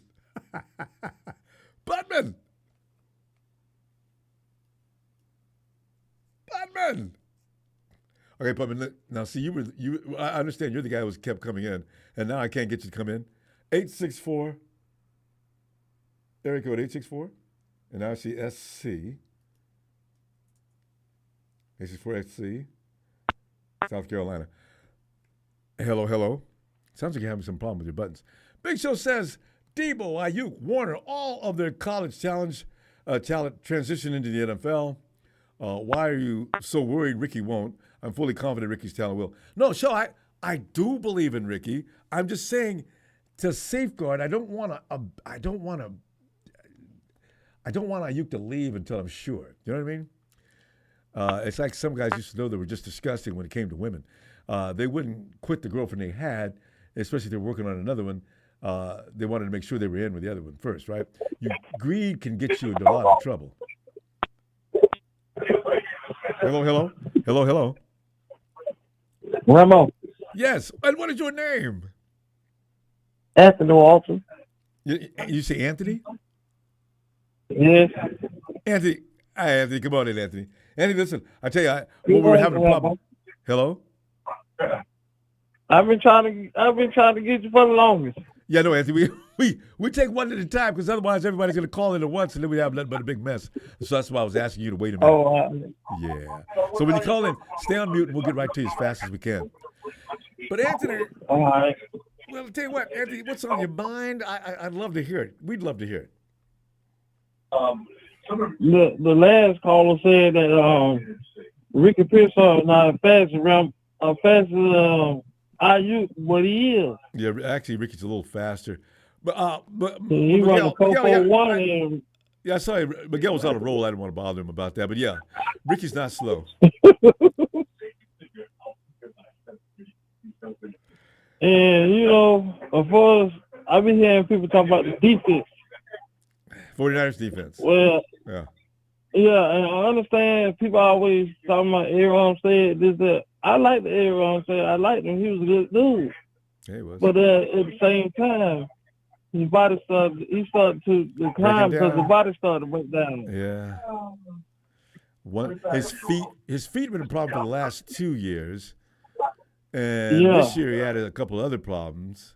And he's got plantar fasciitis. Yeah, that's a chronic condition that goes and comes at any time. So, yeah. I think this year, our defense is going to be better. Yeah, everybody thinks so. Because Leonard Floyd on the opposite side of Nick Bosa.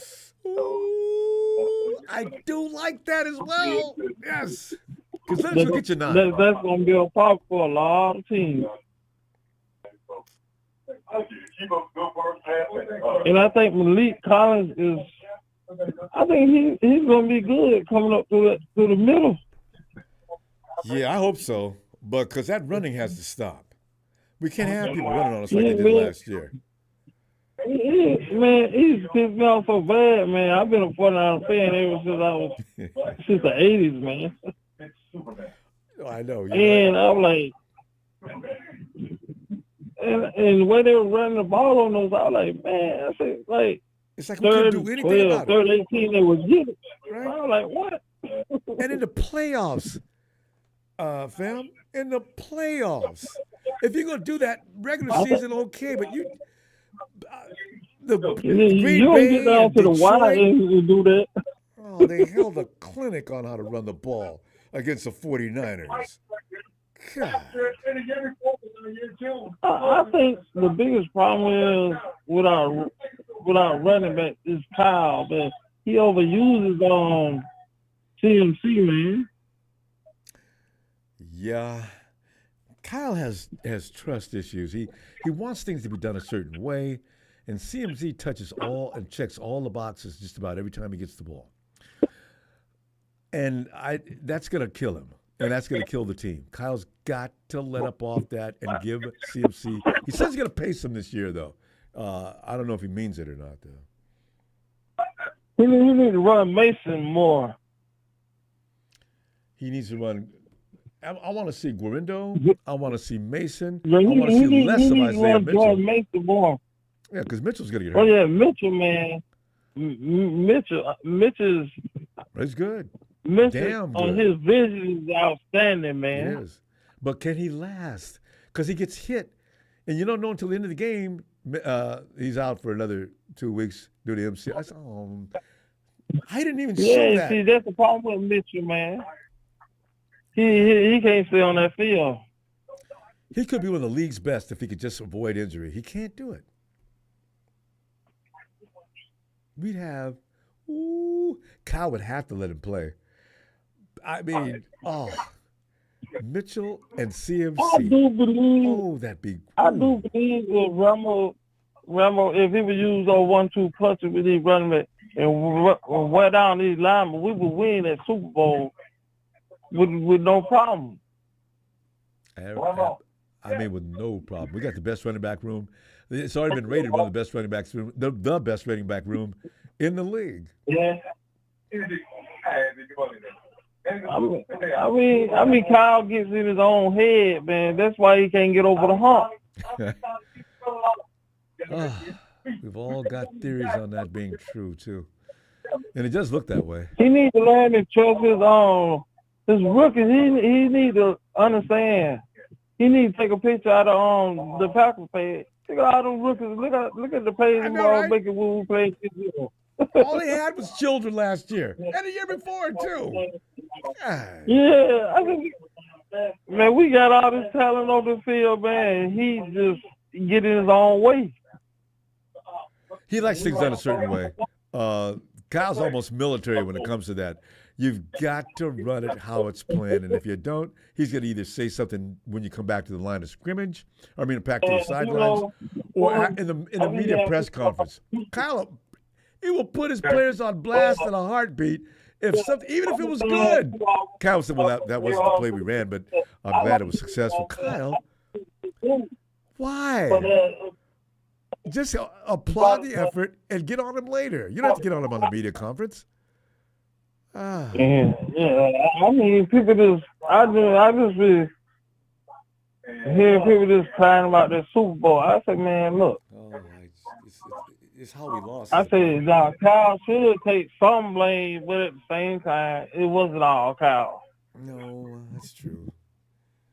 I mean, the chances of the ball hitting one of our people in the leg, bouncing off him, and for the other team to pick it up, I mean, you couldn't even calculate that. That's not going to happen. I mean, if the possibility's there, but oh my God, how in the world did that happen? I told my friend, because he was watching them with me, I said, man, look, man. I said, you screaming about the referee. I said, man, you might forget it. These referees are just, and with the Cleveland 49ers, we ain't finna get no calls for more times than 3 or 4 too. I need about 10 flags because some of the plays being called out there, and there ought to be some officials that get fired. They say they evaluate them at the end of every season to determine whether they want to continue with that official or not. But I see those same butthead officials out there every year. And you and I both know half those guys didn't know what the hell they were doing. But here they are back again the next year. Man. I'm talking about, and then my another one here, Chief, and he in the house, talking about, man, y'all hold it. I said, hold it. I said, man. Yeah, I heard it. Man, they about to choke me both out, man. What you talking about holding? So. We got to go, though, fam. Anthony, hey, nice to meet you, though, okay? And I'll see you Sunday. Hope you got some time. All right. I love you, Ronbo. Keep up the good work, man. Thanks, fam. I love you back. Have a good night.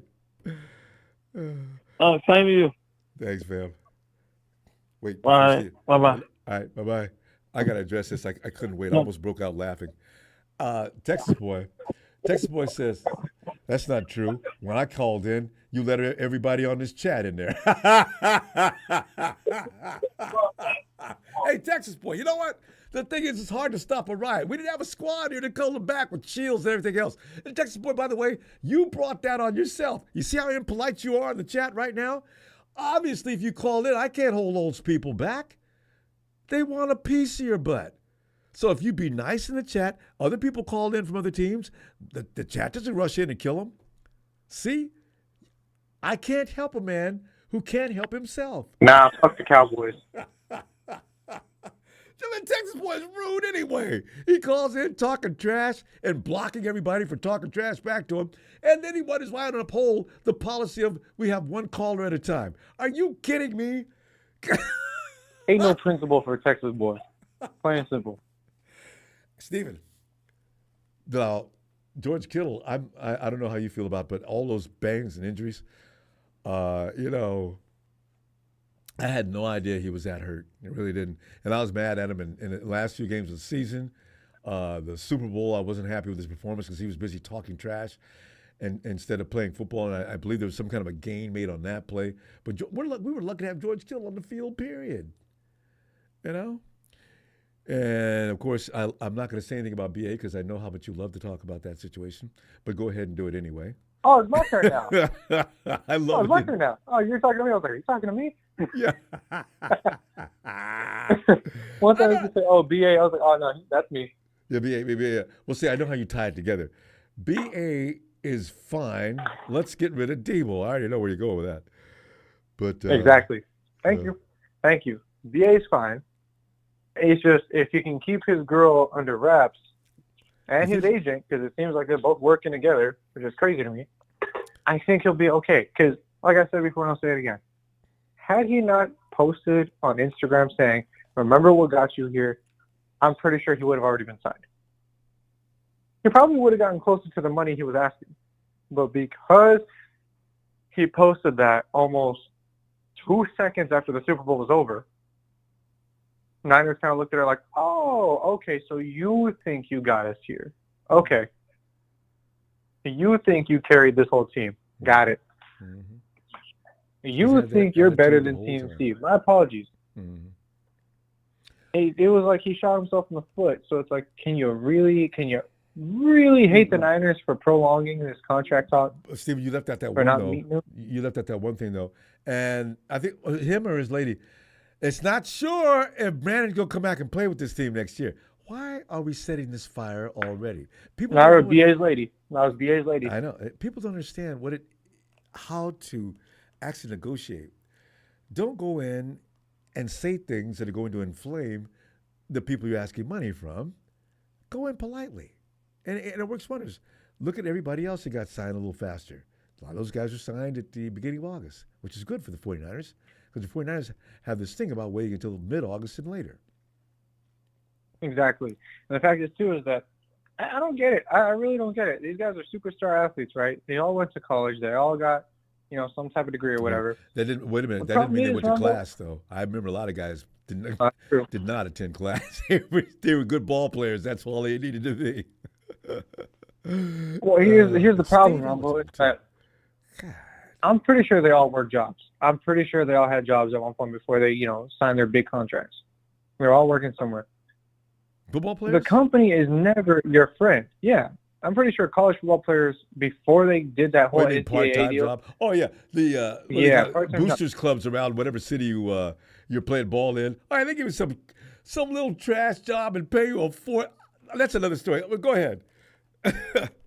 No, my thing is that, the company is never your friend. The house is never your friend in terms of gambling, in terms of life, whatever. The house is never your friend. So it's like the fact that, he's always wanted to be a Niner and he's always kept his cool. I mean, kind of, but going on social media and saying, oh, yeah, remember what got you there? It was like, oh, the Niners took that. And like, okay, well, you can wait then.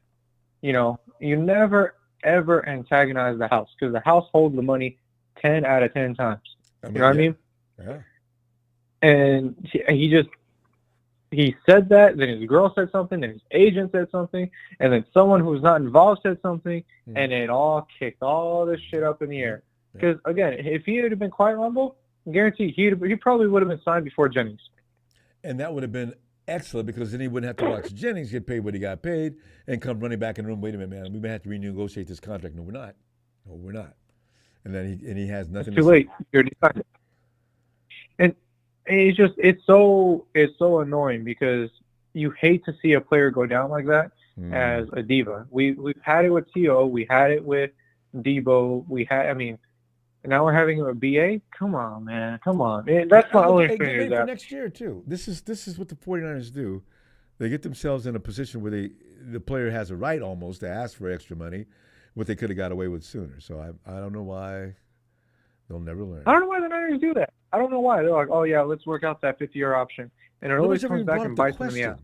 I mean, if you were sitting in a press conference, wouldn't you love to ask John Lynch, John, every year this seems to be the tendency to wait until other players in the same position as the players you're trying to sign are getting paid before the 49ers, and then of course the price and now hikes to whatever level. Is there any reason behind that thinking? I loved it what John would say.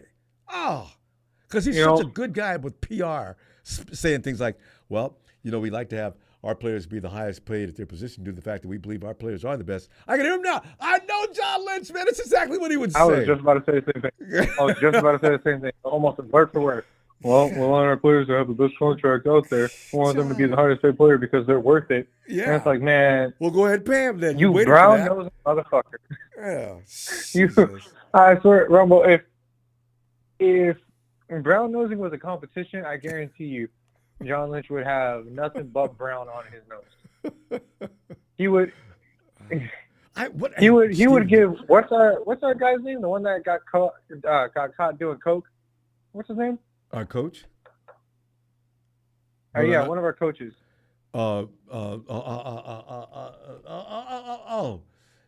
He got caught, but he does smack up, doesn't he? Oh, Jesus Christ! What is offensive line coach? I mean, every time I get on the show, put the headphones on, I can't hear. Think. But anyway, I know what you're talking about. He goes on and on with company. Every time his mouth opens, company. Hey. Between him and John Lynch, both of them got some shit on their nose. But do you wonder how Jed really feels about how they go about doing this? Jed has to be calling. Had we paid him, Forrester? Thank you, Tony. Thank you, Forrester. Thank you. I do wonder if Jed gets on the phone. We might have saved ourselves a lot of trouble had we been able to pay Brandon 2 or 3 weeks ago. I mean, I'm not going to get in you guys' business because you guys, I trust you to know what you're doing. But this is a problem I think could have been avoided. Jed, I understand exactly what you're saying. And listen, I'm going to make sure that, John's very good. He's a quick talking, slick dude. I can already see Jed York. Jed York would give some stupid-ass spiel because I hate saying it, man. I love the 49ers to death, but I think Jed York is probably the most incompetent owner on there who thinks he knows what he's talking about. He's what I would consider like a car salesman, a true car salesman. Oh, why is my APR so high? Well, because the bank has this rate that, blah, blah, blah. It's just some bullshit. And it's like, what does that mean? I don't know. Talk circles. And eventually convince you. You don't want to go house. You don't want to be a realtor either. Oh, he'd have you buying a house, and after you got into it, the repair work would cost you another $500,000. So you couldn't. Hey, tell me about this. House at 7%. Look at your location. Look at where the kids are going to go to school. These are all things that we add up into. Shut up. Oh, see what I mean? You got to be. Oh, God, it's scary listening to him talk. But jumping back to the topic, Ronbo, about George Kittle, I think he's worth it. I mean, he plays on injury, and he seems to do pretty damn well for himself, even on injury. I think he's worth keeping. He is a true soldier at heart. I mean, the man was basically hanging on to life by like a thread. He was basically shredded throughout the entire season. Literally. Like, he had to get core muscle surgery. I think it was something with his ribs, too, as well. His shoulder as well. MCL. So it's like, a ton of stuff wrong with him. But, and I will say this, that is the nature of a real tight end. You don't hear that no more. He is a tough guy for the word go. Steve, we're gonna go because it's getting a little late here. I always have fun. Everybody gets on the phone, and before you know it, the time's ran out. But Stephen, Sunday I will hush and allow you to talk as much as you want to. I always say that, don't I? I forgot. I'm gonna try to take it easy. All right, I'll let him know you said hi. Night, fam. And I see the name Naveen Gupta. Is that right? Did I pronounce it right? Naveen Gupta. Hi, Naveen. And I bet they're using somebody else's phone. Naveen, Naveen. And you're in area code 510. Hello? Hello, 510. Area code 510. Naveen Gupta. All right.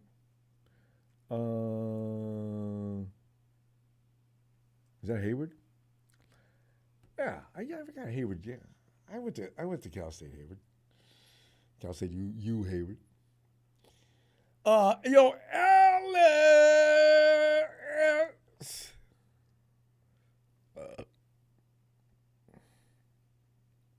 Ellis.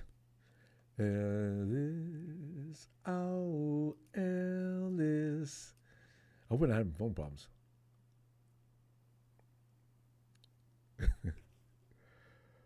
Oh. Ellis. Oh, let's go. Hey, Legit. What's up, Ronbo? Legit, man. It's Saturday night. Paying attention to some of the things that went on all during the week since I missed it. Along with the best running back room by PF, created the best running back room in the game. We got 2 of the top 10 wide receivers on this team, provided, of course, that Brandon Aiyuk does sign his contract. And if everybody else, you know what, I got to tell you, though, Legit, I don't know why we ain't talking about that man amongst men as far as wide receivers go. I say 3 of the top 10. I'd probably be going too far, but, he should have been the MVP of the Super Bowl. He is. Legit. What mystery wide receiver am I talking about that could be the glue that holds together that entire 49ers room? Is it the Juwan Jennings, right? Yes, you get a year's prescription to Kentucky Fried Chicken. JJ, God, he was good last year. JJ. Yeah, and see, one thing about the psychology of a player is that he's starving to receive the ball. So Shanahan has to say, okay, we got Aiyuk, we got Debo, we got these new rookies, we got the tight end, but Jennings is starving for it. So when somebody's starving, you got to feed them a little bit more. I'm not saying to always get them, but you got to target them a little bit. And I agree with the previous callers that Shanahan has this really good way of saying you got to block, everybody got to block. He wants the plays to be picture perfect. I totally get that, but what he needs to do is let the players create. Let the artists create, and sometimes you just gotta let them loose, but you gotta feed them. So Jennings, I agree. Ronbo, Jennings needs to get fed a little bit. Because the dude comes up when you have to have a play, you just have to have it. Look for JJ. Because the rest of the guys are going to be covered hard because everybody in the league knows you got to cover Debo. You've got to stay with Aiyuk as best you can. George Kittle cannot be allowed to run free. But 4 guys is too many. There's JJ standing outside the hash. Boom! Oh, the defender, JJ took his face and threw him out of bounds. He's going to go for a 30-yard gain. The 49ers are down at the 5-yard line. And, I just go nuts every time I see him do that. I said, JJ knows where to be. If it ain't him, it's all CMC on those kind of plays he plays too. Because when everything is exhausted, you got Brock out there running around. He's looking around. His eyes are always downfield, even though he's always escaping tackles. And he finally finds somebody. I love that quality in him. Let me stop. Legit, I'm getting all crazy here. Stop, Legit. It's your phone call. What you want to say? So trip off this, Rumble. They call him Juwan and third and Juwan, but they should call it first and Juwan. Feed him in the first play. Just you got to develop his other skills. Just don't use them in a predictable way. I think Shanahan's beginning a little bit too predictable, but he's a good coach. He just needs to just loosen up a little bit, man. Just a tiny bit. And then with the running backs, go ahead. Before you get off that subject, though, Native Dancer brings up a good point. Is the audible now obsolete? From you add to what you just said, let's let Brock Purdy have a little more room to move out there. Let him do some things on his own on occasion. Don't always, here's a play, here's we're going to run it. This is XXXXO. Hold on. If you execute here first, what's going to end up happening is you're going to get an opener right here. Pile. All right, you showed him the play. Now, let him improvise, Kyle. If something doesn't go according to plan, I need them to have a plan B in their head. My quarterback needs to be smart enough to figure out what he's got to do. Now the situation's not what it was on the chalkboard. That's all. Yeah, and you gotta. You don't have to do it all the time, but let's say out of 25 plays, you let him do it once or twice, and if he ends up proving you that those once and twice chances that you gave him that were super successful, then you want to build on that. But this guy doesn't even want to let him do that. Stop being a control freak. I told you everybody that 2-3 years ago when they were crying about how bad Jimmy was. I said, you know what? If any quarterback does anything they're not told to do, they will sit down. And that goes for Jimmy's ass, too. So I said, they're doing what they're told. That's why it's looking like it's so robotic. Yeah, because sometimes when you sketch out a play, that's, you're strategizing, that's good. Yeah. But then you have the actual players that know something that you might not know. And all due respect to Shanahan, I don't think Shanahan was a really good athlete. Some of these guys have natural talent that Shanahan doesn't even understand what they have there. You gotta unleash it, and so that flexibility that we're talking about has to happen at least once or twice a game. If it backfires, then stop it. But if it works, you got a secret weapon. You got to. Defenses are very sophisticated nowadays, fam. Your quarterback better know how to handle things on it, and in a heartbeat. I don't want a lot of hesitation thinking out there. What they did, because Tom Brady was a master at that. Brady would see what you were doing, and he would abuse you. Every day he did it to so many defenses down through the years. That's why Brady, him and Joe, same thing. Oh, you're gonna do that? Okay, and that's why they won the Super. That's why they won the Super Bowl. That's the formula right there. It's right there. Brady audibles, Montana used to audible, Manning used to audible. So Shanahan, if you're listening, let him audible a couple of times. That's it. We're not asking them to run wild or anything. We had this conversation with Shannon. He's 23 years old. He's been in the league with Kyle. Okay, you know what? He was playing football before he came to play for you. Okay, he's not an idiot. Let him. God, lighten up. He'll have. I think he might this year, though. It seems like he might. Bro, I'm gonna would love to talk to you when they win the Super Bowl, and I'm gonna remind you that we talked about this in June. That if he allows them to do that one time or two times every so often, and if he does that in the Super Bowl, that's the missing piece of the formula right there. That's my opinion. But you don't happen though, lose it. Kyle, who always wants to take all the glory, he'll get in the press conference. Yeah, he made a bang-up play. That's not what play we called. Actually, I had George Kittle just crashing the sidelines, and he saw Aiyuk downfield, which I didn't even notice myself. And we're finally got that number 6. Kyle, was that necessary? Just congratulate the play. All you did, Kyle, was embarrass yourself on that statement too. You, by the way, your quarterback out-thought you on that play. He won't do it. Well, Ronbo, he embarrassed the heck out of me. I think I told you a few phone calls in the past when he said that Ricky Pearsall reminded of him. It's like I can't get that out of my head. It's like Shanahan, you must have been one of the weakest receivers out in the field, and you're talking to the guy that you just drafted remind you of you. I hate to say it, man, but you were riding the bench almost at every level. So what are you talking about? So I'm disappointed. I wish you would have never said that, because it just adds more doubt to me about the way he thinks. I know you're not gonna do. You just gotta be going now. I gotta go find some clips. I'm going to go to YouTube and search Kyle Shanahan at Texas wide receiver. I want to see if there's any footage of Kyle running patterns or plays or anything, or making receptions. You're not going to see any. You're not going to see any because nobody's going to want to waste the film on them. We gotta go. I'll see you Sunday. Okay. Good to talk to you. No problem, Ronbo. And I just want to say that Leonard Floyd, he might be a little bit old, but I'm gonna guarantee he's gonna have 10 solid sacks at least, because that's what he does. 9. He's had 2 10.5 seasons, and the rest of things been 9. Nothing below 9. Oh, all right. I'll see you Sunday, fam. Okay, Rumble, you have a good night, man. Take care, man. Too. Thanks, All right. Vincent. All right. All right. Kyle Shanahan footage. I got to find it. If there's any available anywhere, it'd have to be on YouTube, right? I got to find it. What did Kyle look like? Let's go back to Hayward. Naveen Gupta.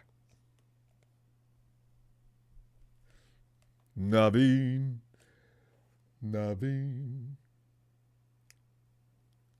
510 area code Hayward. Come on in, Hayward. All right. Hey, go check back in on Ellis.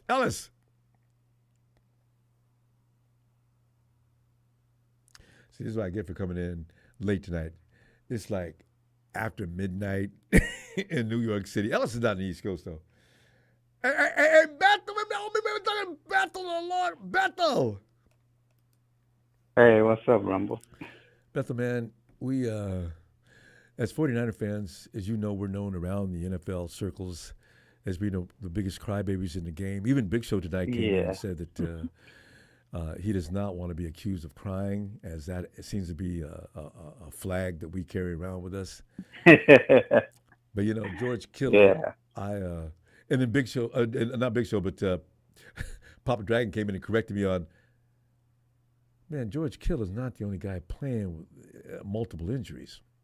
But, you know, I got to tell you, Bethel, to play at the level he's playing at, I would like to know, though, how many guys made the Pro Bowl playing tight end or any other position with multiple injuries? When I say multiple, I don't mean one or two.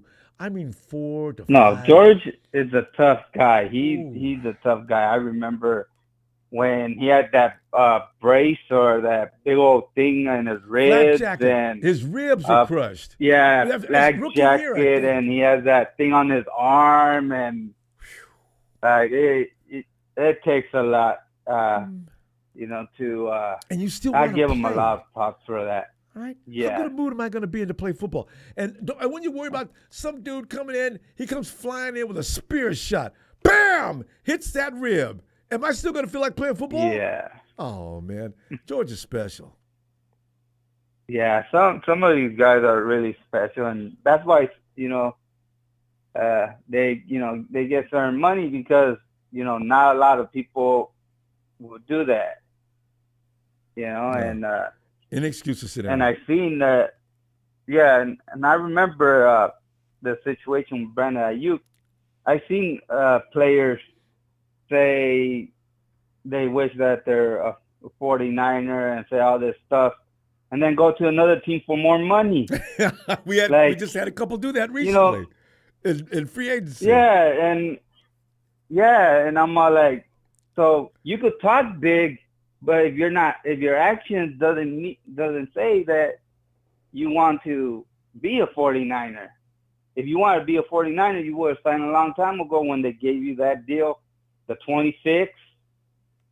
And no, you want to wait for Jefferson to get his deal. Well, he didn't want to, though. That's the 49ers' fault there, though, Bethel. Yeah. No, I heard that they offered him this money, and he didn't want to sign. He wanted to wait for Justin Fields' deal, and that's why he didn't sign. Wow. Yeah.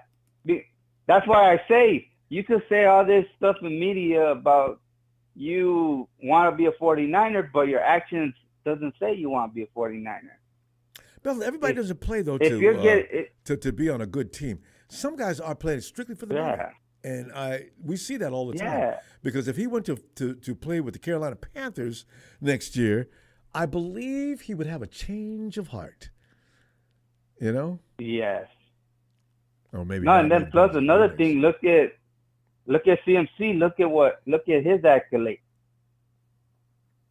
Over 2,000 yards, player of the year. Mm-hmm. All this, and he's gonna get paid more than him, and he's still not satisfied. Well, you know, it's a position though. You're gonna get paid more from one position to another. Yeah, but still, in proportion, he does a lot might more. be getting paid more though. But you know, CMC is definitely part of a machine that he is too. Now, I don't know which one. Think about that for a minute. Which one's the most important? Hey, Aiyuk, Ronbo. Bethel, between CMC Yeah. And Brandon Aiyuk, if you had to let one go, which one would you let go? I let go Aiyuk. Same here. I'll bet you 9 out of 10 people let Aiyuk go. See? Yeah. So Brandon needs to realize. Yeah, because one of the thing is that look at how he did it.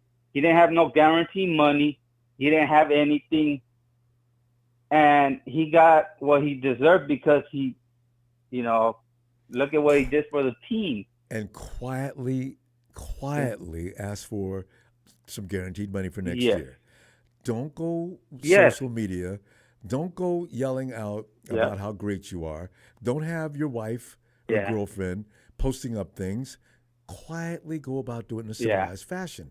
Don't antagonize. Somebody mentioned that earlier. Don't antagonize the organization you're trying to get paid from. Just use some tact. Yeah, because Niners have all the leverage. Niners, they could let them with fifth-year option or tag them. And because remember, the best thing is if you want to, you could tag them and then trade them. Oh, he could be 2 years. They don't have to pay him this year because he's on the fifth-year option. And then next year, I'm out of here. No, you're not out of here, baby. We got the franchise tag for you. Sign right here. I ain't signing that. Well, just go ahead and do what you want to do. We got you. God, they're not going to do that. The 49ers aren't that petty. But, they could toy with it.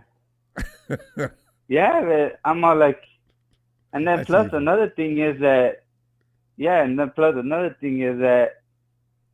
the Niners could do whatever they want. They could, if they want to, they could ask for some good draft pick for him because he's a good player. Yeah. And if somebody needs a right receiver to go over that hump, they'll pay that first-round pick for him and a little bit more. Hey, Bethel, you mentioned who would pay Brandon Aiyuk in excess of $30 million? You think the Commanders would do that? I would, Ronbo. Not you, JJ. Would the Commanders? Hey, they probably will. You never know because if look at this is the issue of some teams. When you overpay somebody that doesn't deserve that kind of money, like the quarterback market, there's some people that don't deserve that money. Oh, God. Right receiver also. Jacksonville. Instead of paying them like a little bit more, and here you get like a few $1 more, and you'll be the highest paid, right receiver. And that, but no, you have to pay him more money. It doesn't mean anything. It just makes you the highest paid player. Yeah. They're so silly when it comes to that. Yeah, we did it with Trent Williams. We did it with George Kittle, and we didn't have to pay him that much. We could have paid him lesser. But to make him the highest paid player, you got to step over that line a couple of mil. Yeah, but the Steelers are acting as if they would pay it, because they're talking about, we're confident we're going to make a deal with the San Francisco 49ers to attain Brandon Aiyuk. You know how much money he wants? We don't care. We'll pay him. Okay. You want a first-round pick? You can. Then you better give us that. You better give us that guy that's on the rookie deal. Pickens. And yeah. Is it wait? One's Pickett, one's Pickens. The quarterback is Pickett or Pickens? Yeah. They sent that quarterback. He went to. I think he's with the Eagles or he's with another team. He's not. But he's just not. They traded him. Pickens. Yeah, he's not downtown Pittsburgh, right? Yeah, I know. No. They traded him actually. That's why they got. That's why the Steelers got Russell Wilson, and they traded for Justin Fields. Yeah, I know. I don't understand that, but then we're not Steeler fans, so we can't understand it. I just don't understand it. Yeah. Why would you want both of those guys over there? And what does that mean? I don't get it. I can't wait till the season starts to focus on a few teams. The Steelers is one of them. The Commanders, because our guys over there, Peters is over there. The Hawks, because they got new management over there. No more Pete Carroll. That era is over. There's a lot of questions on certain teams you're going to watch. Also the Jets, who we get to see a first game. Are they ready? Yeah. Because if they are, that's going to be a rough game to win. So yeah, their defense is always hard. So yes, Salaran. Yeah, that'll be a good challenge for our offense right there. Ooh. And our defense. We got to stop Breece Hall from running the ball because if Aaron Rodgers has a good run game, he will cut us up like a surgeon. Man, let's worry about it till time. All right. I'll see you Sunday. All right. See you Sunday, and hit the like, and let's go Niners. Yeah. Bethel, you got to be here Sunday, Bethel, because we miss you when you go too long, all right? Yo, 49er Brian. Hey, Ronbo. Hey, how's it going, buddy? I love talking to the chat Terminator. Fam, it's going fun, awesome. Anytime we're talking 49er football, it's always a good time. All I need, I don't bring a beer in because it's not, I don't want the kids to see me doing that. And we got a few in there like Texas Boy. What am I talking about? Yeah, and Chump Ramilia. They drink more beer in Texas probably than any other state in the union. They've got their own Well, brand. we know what kind of beer Ramilia likes. He loves that Bud Light. It's funny how Bud Light, the official sponsor of the Los Angeles Rams. They do great commercials, but it's embarrassing. You go into a place with anybody and say, give me a Bud Light. The whole area that you're in, what? You can drink what? Why don't you just ask for a glass of water?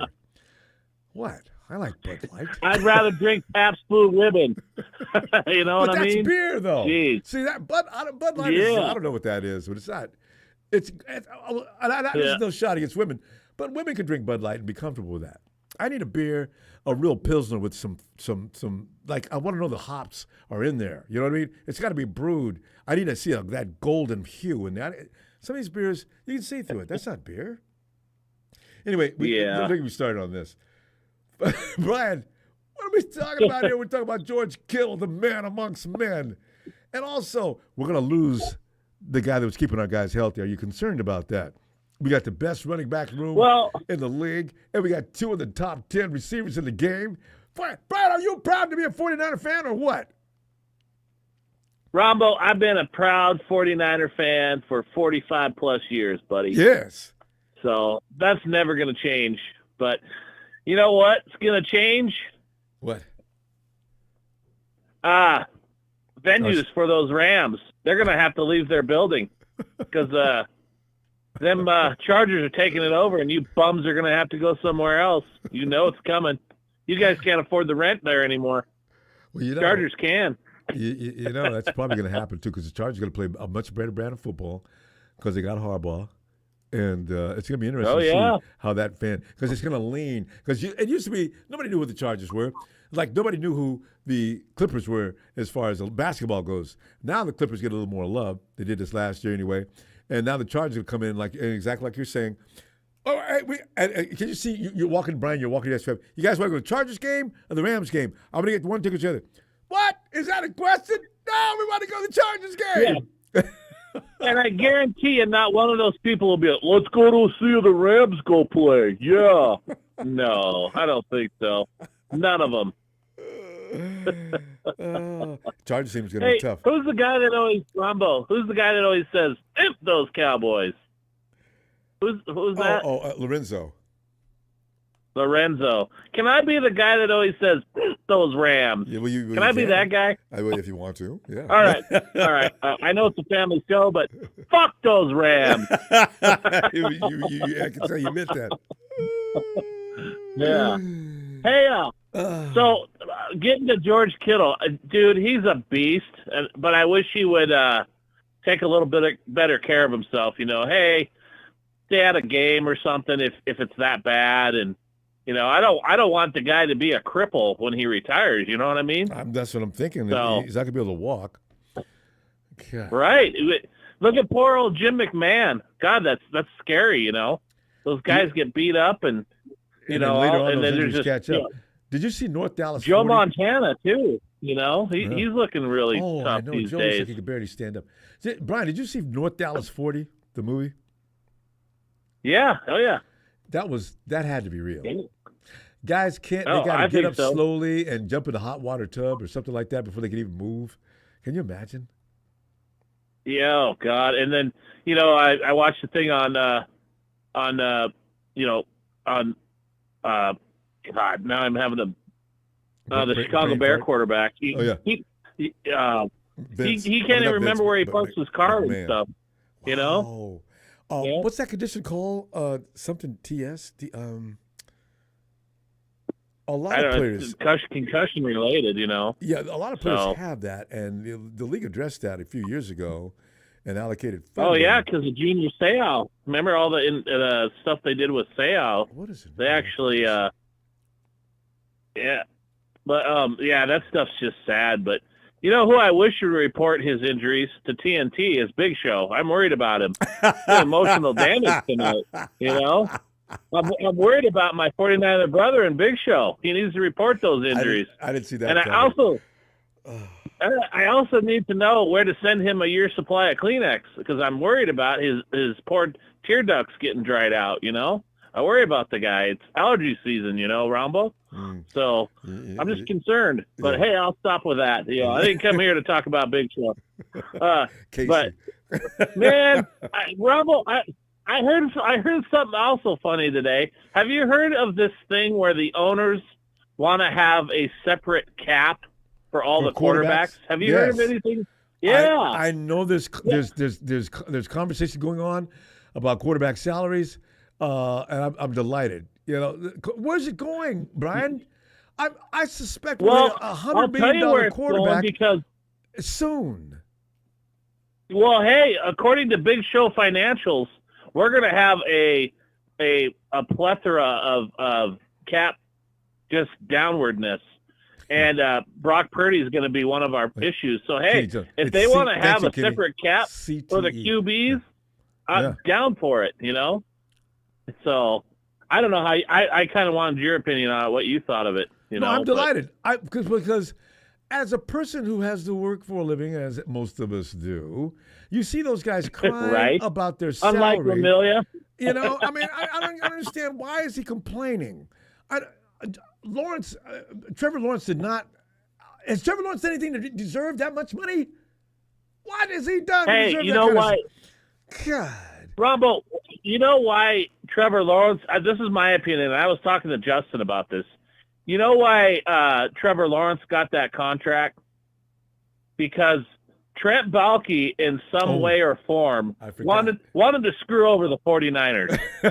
and he knew that Brock Purdy was coming up for a contract.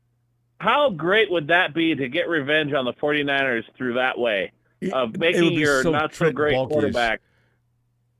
Oh, yeah, it's totally scumbag. I wouldn't have thought of that. I bet there's probably a sliver, at least, of truth to that. I'm going to pay you so much money that by the time the 49ers get around to paying that little Rudy Toot, rinky-dink quarterback that they call a star, they're going to pay him all the money they've got in that company, and I'm going to be sitting back here saying, I set you assholes up, didn't I? I can say, Trent Baalke, because that dude, I wouldn't put it past him. God. Right, and now what's going to happen? All these other quarterbacks like that Chump Stafford in L.A. is going to be whining again because he's not making Trevor Lawrence money. Am I wrong? Good. And all the other quarterbacks in the league. I endorse that, though. I condone that all day long. If Stafford gets mad and wants to sit out because he's not getting paid more money than Trevor Lawrence, on whom he believes he's better than, I'm delighted.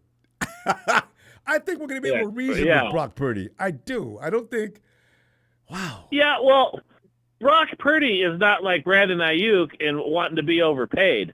He wants to have a winning team, and Brandon Aiyuk needs to realize that he's a cog in the whole wheel of the machine, not just like a Jefferson who is one little, Jefferson carries that whole team, but where's that team going to go? We all know nowhere. Nowhere. So, he has to get paid for bringing people to come in and watch the game. Brian, listen, we're having way too much fun. The clock ran out on us, and we've got to say we'll see you Sunday. Oh, my God. Ronbo, hey, man.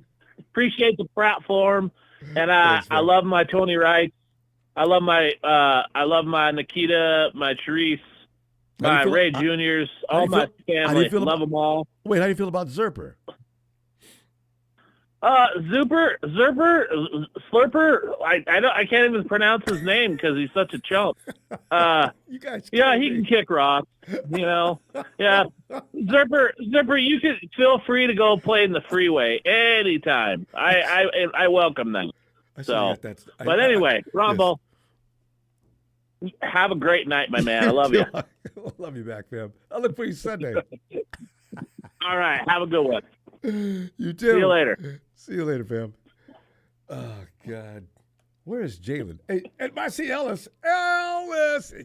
I worry about Jalen because this is therapy for him. He has to come in and let it all out. You know, he's a young kid, and I don't want him to build up any frustrations to cause any kind of mental errors or mental conditions. Ellis, did I hear a sound? I heard something. Ellis.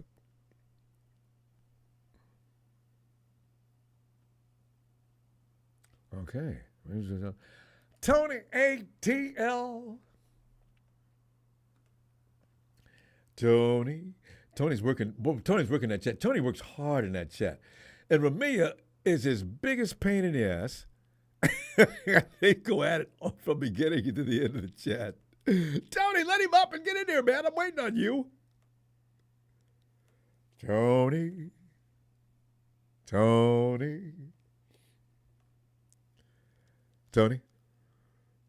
Tony, I see you in the chat, Tony. You're working Zerper right now. Tony.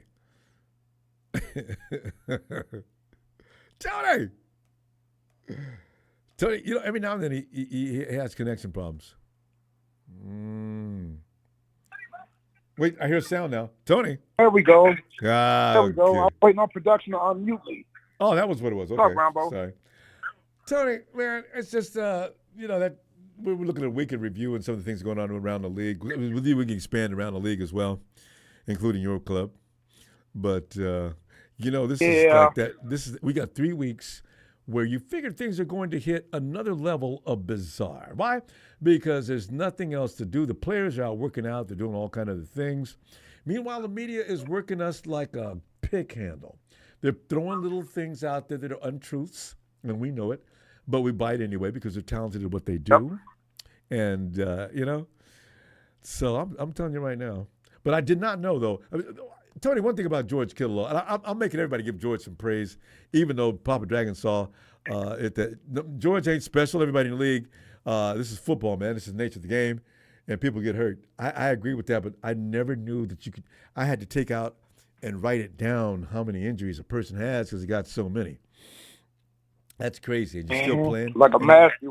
You know, and he made the Pro Bowl too. My God. Yep.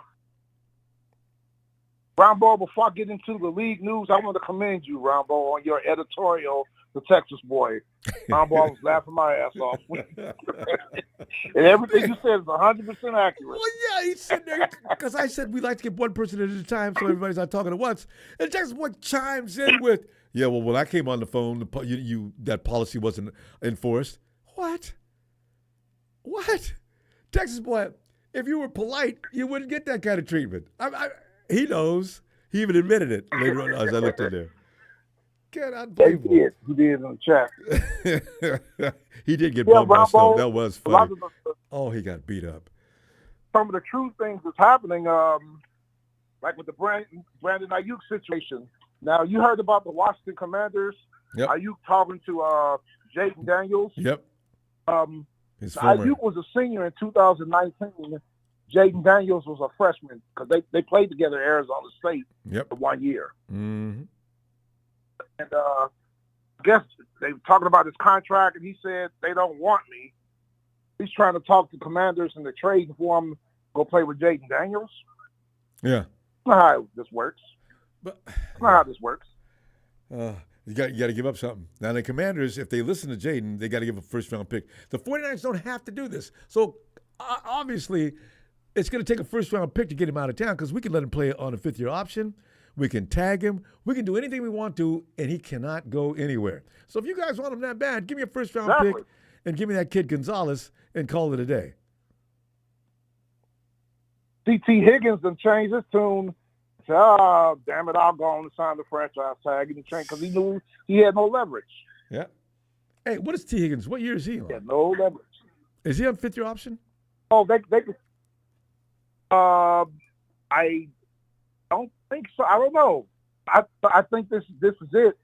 I think that he signed a franchise tag for 24, 25. Oh, that's a but they can still franchise him next year. If they want. You get 2 years, yeah. Yep. Man, if I was a player, Tony, how would your attitude be though? I'm coming into camp, and every time I look at the coach, I want to choke him, right? But the coaches are responsible. The front office made these moves. It's not the coach. Coach is probably on your side. He'll probably say things like, tough break. But listen, what you're going to go is you're going to go out here. You're going to prove to everybody you're worth every dollar that you're asking for, and we're going to get things done. And sooner or later, somebody's going to break in your area. You got to be almost got to take psychiatry classes to be a coach these days. You got to know how to talk to players to get them to do what you want them to do. So it's really funny what's going to happen next. T ain't going to be happy. Mad as hell. They broke it. Hey, let me ask you this question, Ronbo. As far as this, you going to Washington? Would you guys make that trade Brandon Aiyuk to Washington for a second-round pick? Either Terry McLaurin, who's a former first-round pick, he's fast, wide receiver, or Jahan Dotson, first-round draft pick in 2022. I forgot about those wide receivers they got. McLaurin. Yeah, they got two. I forgot about him. Yep, Terry McLaurin. That boy is rough good too. Stuff. Yeah. How old is McLaurin? Yep. How old is who? How old is it? Terry McLaurin. Yeah. He's been around for a while. He came out the year before Aiyuk. Only 1 year before Aiyuk? 2019. Really? He came out in 2019, yeah. They want to team McLaurin up with Aiyuk. They wouldn't want to trade him because that's a bad deal. You know, the 49ers, do they have a cornerback named Gonzalez? Who, Washington? Yeah, because from what I read, Gonzalez could play his ass off as far as cornerbacks. I think that's the 49ers. That's New England that's got that cornerback. Oh, you're right. That's Gonzalez is in New England. That's right. Okay. Out of Oregon a couple years ago. Yeah, I remember him. And the 49ers would take a first-round pick and Gonzalez and call it a day from media people putting that out there. But that would be the deal the 49ers would accept from the Patriots. Now, like you're saying, though, with congratulations on signing Ricky Pearsall today. 4 years, $12.5 million. Yeah. And I kind of same day we signed Michael Penix. Who? Signed Michael Penix today, too. Oh, did you? Penix, our backup quarterback. Yeah. When's the last time? 4 years, $22.85 million. Oh, yeah, I know he likes that. When was the last time? Yeah. I think Michael Crabtree is the last pick in the draft that I remember that just wouldn't sign. And I don't know who the hell he thought he was even then. You know, Crabtree pissed me off back then. I learned to like him afterward, but you know what? He was always getting hurt after that. Crabtree or getting into fights with what's his name? I keep forgetting that guy's name. Oh yeah. I always said he was ghetto. Who was that? Cornerback. Yeah, no, I'm trying to think of his name too. A lot of teams played for Tampa. Other teams. He played for. Did he play for the Patriots for a while too? He did. And jerked the chain off of Crabtree when Crabtree was in Denver. They just hated each other. Straight ghetto. Yeah, no. You know what? I'm trying to. Can you remember anybody that did not sign a first round pick that didn't sign? Oh, not in recent memory, no. Yeah, this is like. So I expected all along he was going to sign. It just take a matter of time. So I mean, hard as those guys work to get into the NFL, I'm a first round pick. I'm not going to sign the contract unless the wording in that contract is just really outrageous. There's no reason for him. You can come to a conclusion on that. So you're getting paid more than anybody speaking of hard working to get in the NFL, you guys, Ramondre Stevenson, the running back from New England. Yeah. He signed a 4-year on Thursday, yesterday, 4 years, $36 million, which makes him the 7th highest paid running back in the NFL. He's making $9 million a year. Joe Mixon is the 6th highest paid at $9.875 million a year. Oh, Joe's getting paid. Jacobs, who you and I talked about. Huh? Joe's getting paid because Mixon. the Bengals act like they didn't want him. Well, they got rid of him. I mean, yeah. Yeah, but he was already under contract. That contract just goes over to Houston. Yeah. $9.875 million. And Josh Jacobs is fifth at $12 million. Saquon Barkley is fourth at $12.583 million a year. Jonathan Taylor, who's my favorite running back in the NFL, is third. He should be second at $14 million a year. Really, yeah, he is good. Alvin Kamara is second at 15. And I'm gonna get back to him in a minute at 15. And Christian McCaffrey is first at 19. The reason why I want to get back to Alvin Kamara, he's holding out. He wants more money. He's the second highest paid back in the league. Well, honestly, I think he ain't even all that.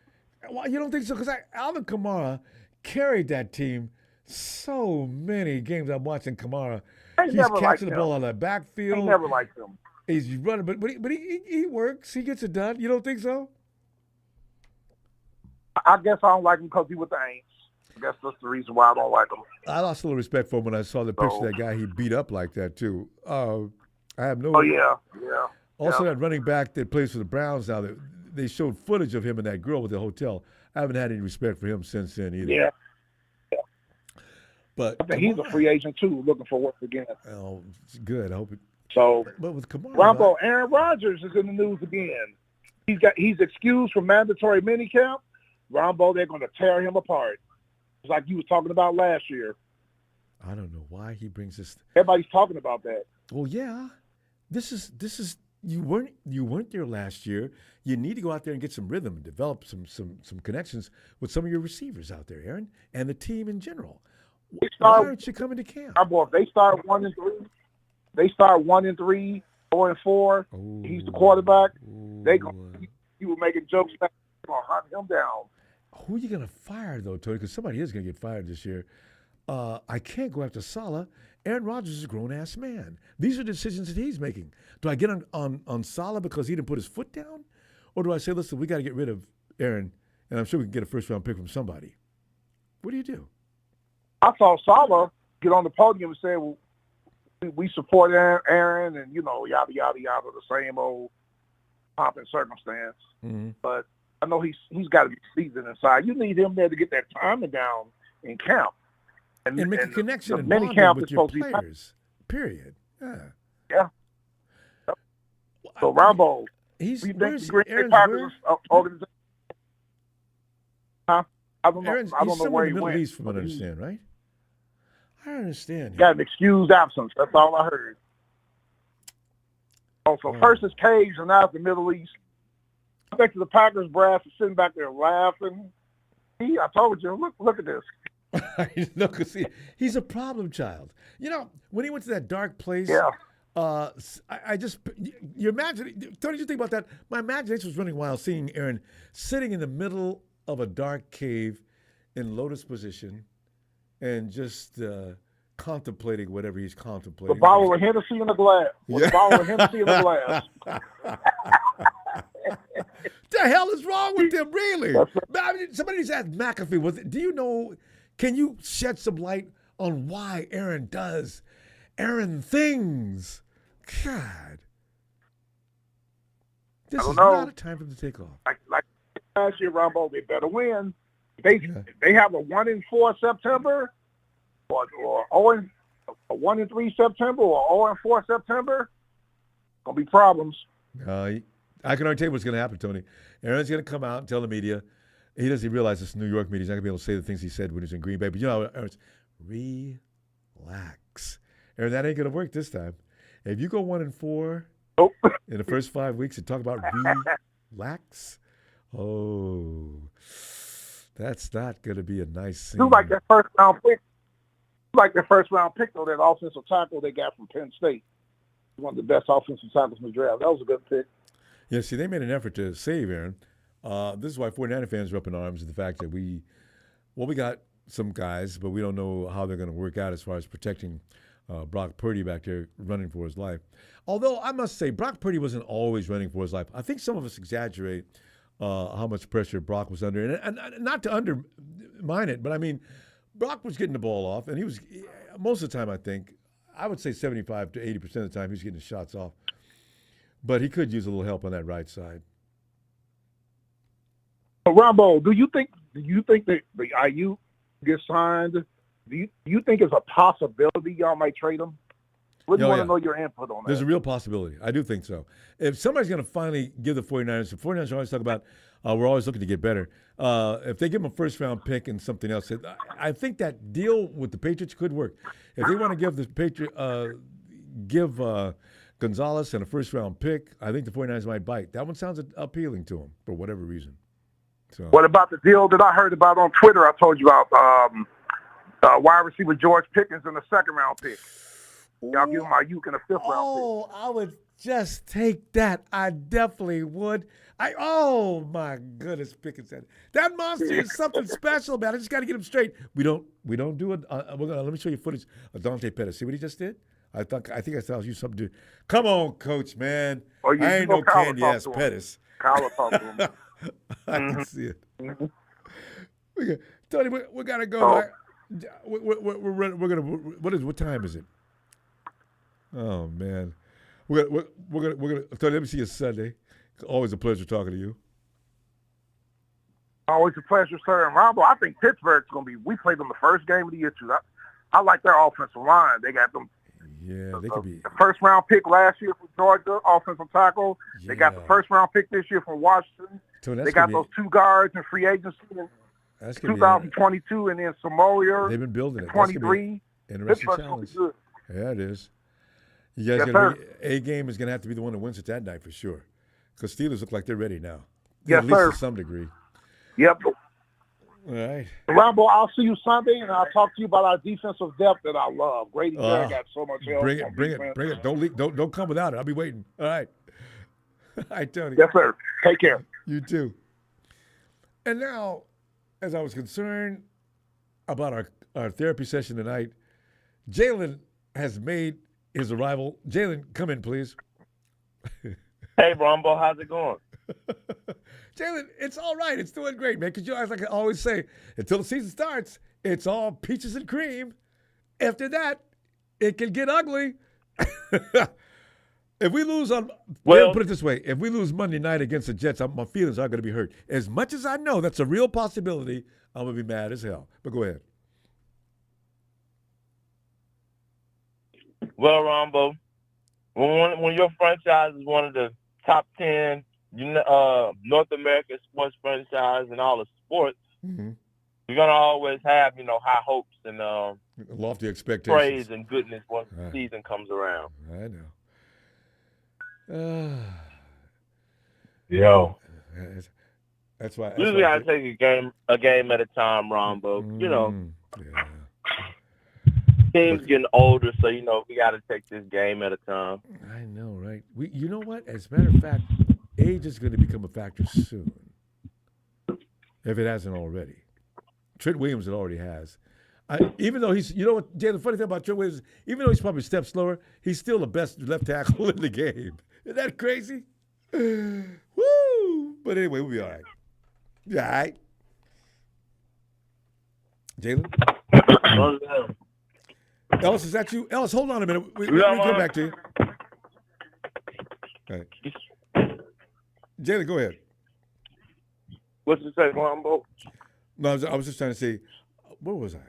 I was trying to get Ellis to hold on. We were talking about lofty expectations. The Jets doing it with the best franchise in Northern California. I mean, Northern America. Northern America. You know what, Jalen? Cowboys are considered the biggest money-making machine in sports, period. Did you know about that? When I look at Manchester United and some of the great football franchises in Europe, really, Jerry Jones can boast. Maybe they talk about his personal assets. But anyway, go ahead.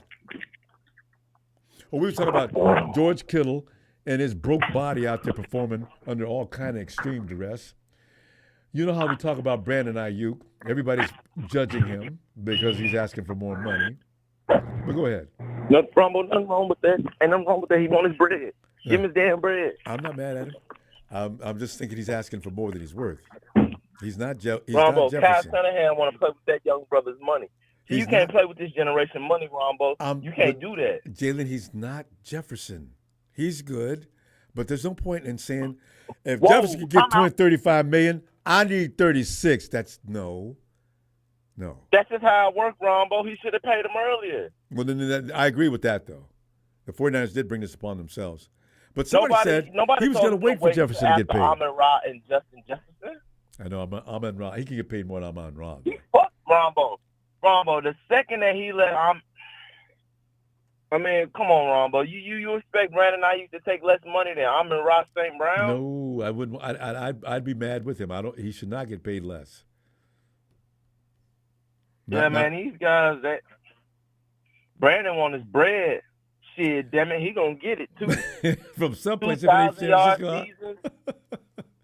Yeah, but Justin Ronbo, Jefferson. Brandon's been the most consistent guy since 20. He's been our most consistent offensive guy since 2020, Ronbo. True. Well, Debo had a good year, fell off. Had a decent year, fell off. Kittle's kind of always, we'll see him maybe. Wait. Don't mess with Kittle. Kittle, he's playing. The man is usually banged up, bones broken, everything else. He's still out there. Well, he misses games, Ronbo. Aiyuk doesn't miss games. True. That's why I'm saying Brandon's been the most consistent guy since 2020. He's always on the field. He's always producing, and he's always healthy. That's availability. He's missed a couple of games. Availability, Ronbo. But just a couple of games. He missed one last year, I think. One or two. He had another year. I remember Brandon Aiyuk maybe missing 2 games in his career. I remember that Packers game where when all of our receivers got COVID or something. Yeah, no, last year. I remember that game, and then he never misses 2. Maybe another game. Yeah, he never misses over a game. He missed one last year. I forgot what happened. Remember he had a collision. It must have been a protocol. It must have been a concussion or something like that. Yeah. 1 or 2 games at the most. Yeah, no, he's not going to be. You don't look at him as a guy that's missing games all the time for sure, though. No, he's not. But we got people saying they don't want to pay him, and he's literally one of our only legitimate wide receivers, Ronbo. I love Debo, but he's not a wide receiver. No, Debo needs more words than that on his business card. He needs to be a wide back is the right thing to call him. And Ronbo, even the whole. Ronbo, he wasn't really even playing the running back position that well this year. They got Debo's number, didn't they? He'd come around that corner, be 2 or 3 dudes waiting on him. All consistently. Coaches just got that down. That's what I'm saying, Ronbo, man. Debo. And then, Chad, I'm not trying to hate on Debo, man, but it's like every time I go on his page or he posting a workout picture, he pushing a sled or he conditioning. Man, I want to see you running cone drills or catching a ball. I know, right? Today he was carrying a medicine ball on a treadmill. You know how much nerve that takes, Jalen? I was kind of impressed with that. You got to keep that stride. Ronbo, I understand that, but Ronbo, you play a position that requires you to run and catch a ball, not be strong. Well, no, you got to be powerful because that's what Debo's game's all about. When you go to tackle him, you run a risk of getting hurt. Older. Well, that's why he's got to work getting older, though, Ronbo. You can't keep playing in that kind of style. You eventually have to move over and become some sort of a possession. I don't know if he can be a possession receiver, but Jalen, I don't know. Jalen, this ain't basketball. You can't all of a sudden stop driving to the hoop and settle for the 15-foot jumper. Football. Yeah, he can. He's got to stay safe. He can. Michael Jordan did it. He got that fadeaway. That's what I'm saying. This is not basketball. This is football. You got to go ahead and stay tough. Yeah, okay. Yeah.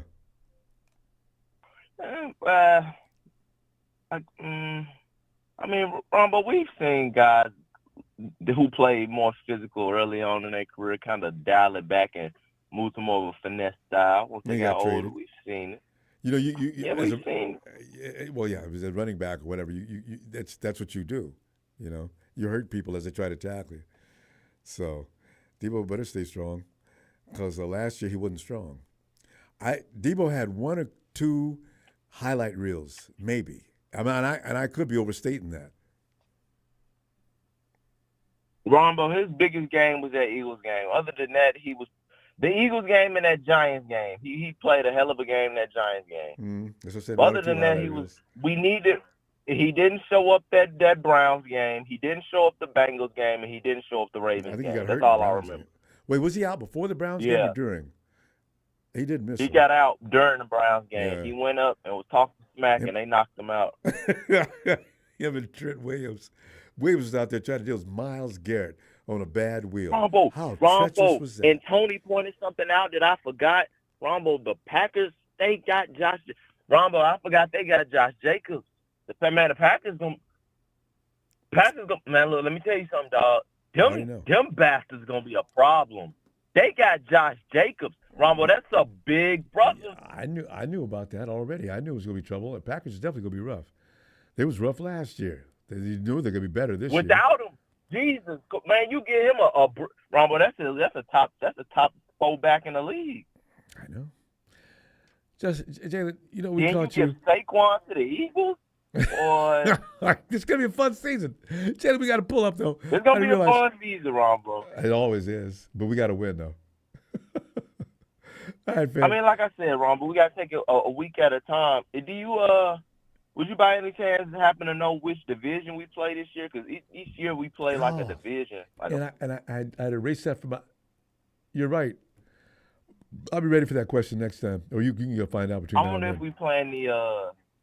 You think that we're playing the? I think we're playing that entire Jets division, actually. Oh, so the Patriots. We're playing the Patriots, Bills, Jets, and Dolphins. Yes, we're playing the AFC East. Yeah. Okay, what about in the NFC? I don't know. I gotta see. I know last Check that year out. we played the NFC East. It might be the Ronbo. If I'm not mistaken, we might have to play the South. No, we'll play the South. Yeah, the South. The Saints, Panthers, and Bucks. Maybe. Falcons. Yeah, we did maybe. that last year. I could have swore. Anyway, Jay, we got to roll. No, last year we played the East. We played the Cowboys division. That's true. Yeah, we played the Cowboys, Giants. We played the Cubs, Right. Commanders, and then we played the Eagles. Right. I think, and then the year before that, we played the Packers, Vikings, and Lions. Yeah. I gotta go, Jalen. We're already 3 minutes over. But I'll see you Sunday, and it's nice to see you. Oh, okay, sort of settled down tonight. Still the Kings of the West. Kyler back running around, so he don't need no rest.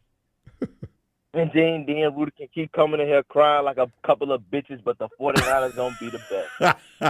Rombo, let me get a Niners shout out, Rombo.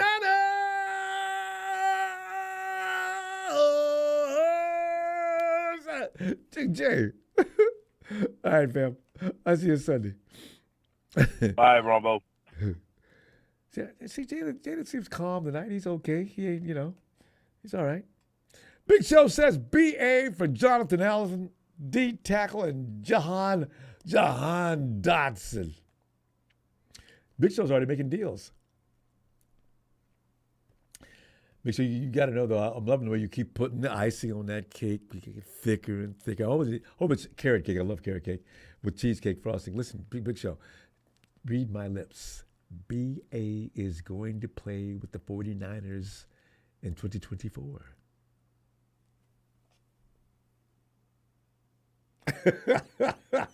Thanks, Show. Ellis. Ronbo was second. I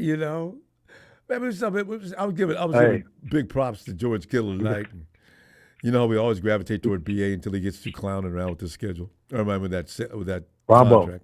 Go ahead. No. Do we got time? Can you push me? Can I come up next or call after? No, actually, what time? I just need like maybe 5 minutes back. Oh man, unless we're sure I just need 5. That's it. Production said we're done. Okay, we done for the night. Okay, well come on, we'll do it right now. Okay, I'm just on a little stroll. All right, go ahead. What we talking about? You ain't walking the dog, are you?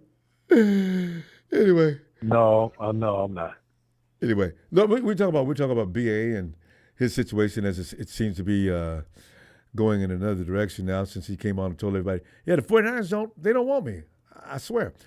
They told me that. He says they told me that, right? Yeah. And also you got George Kittle, of whom I did not know the totality of injuries that he was playing with. And then when I saw him on that show explaining how he lost all that weight because of the core muscle repair, and then he's 10 pounds away already from getting back to where he should because he lost 30. I said, people got to know George Kittle is not a normal human being, let alone a football player. And then Pop Dragon told me, man, you know how many players around the NFL are playing with injuries probably similar to what George has got. If you don't play, you can lose your job, which is a good point. But George Kittle knows he won't lose his job. But yeah, Ellis, your feelings on these matters and anything else you want to add? Because it's been a huge week. We got the best running back room in the league. We got two of the top ends in the top ends, wide receivers in the top 10. You know what I'm saying? Ellis, how good is it to be a 49er? Oh, it's got it better than us. I'm saying, I haven't said it in a long time. Nobody. Man, look, so the I mean, I don't think it's really necessary for him to do that. If Debo told Aiyuk, you know, you just have to kind of wait it out, and this is how the process works, then he should be taking his time. But from what I'm hearing, it sounds like BA wants more money than we're willing to give him. Well, that's been the case the whole time. If he, well, and I mean, this could get ugly, and I just kind of hope that they stand pat and say, hey, look, man, if you don't want to play for 26 or 28 million a year, then we will. Hey, look, they can keep his ass, and they could do him like the Vikings did Kirk Cousins for all those years. That was funny. You know, I mean, not that it would benefit us really to do like. No, because 24, the base is 24, I think, on that franchise tag. Maybe. Right, but I don't think that's this year. I thought that might be next year. Be around 24. I mean, it's estimated to be about 24 million. So, this year, 49ers can just ignore him, and he can play on that. He can play on his. He has to play on his fifth-year option for 14 million, and then next year, then it could be the fifth-year option. I mean, not the fifth year, but the franchise tag for 24. And so that's where I'm at with it. And if they want to trade him mid-season and get something for him, if he can ball out, you know, out of anger or whatever, hey, we'll take it. If you want to be disgruntled, go ahead and run up your stock and get us back a haul of, you know, a first-round pick and some other, you know, a player or two or a couple of picks and a key player. I'll take it. And I'll take Jahan Dotson any day of the week or Terry McLaurin. So, you know, if we're looking for Washington. And one question. Yeah. If I franchise tag a player, and it's 2 first-round picks, right? If I franchise BA next year and somebody really has to have him, doesn't that cost 2 first-round picks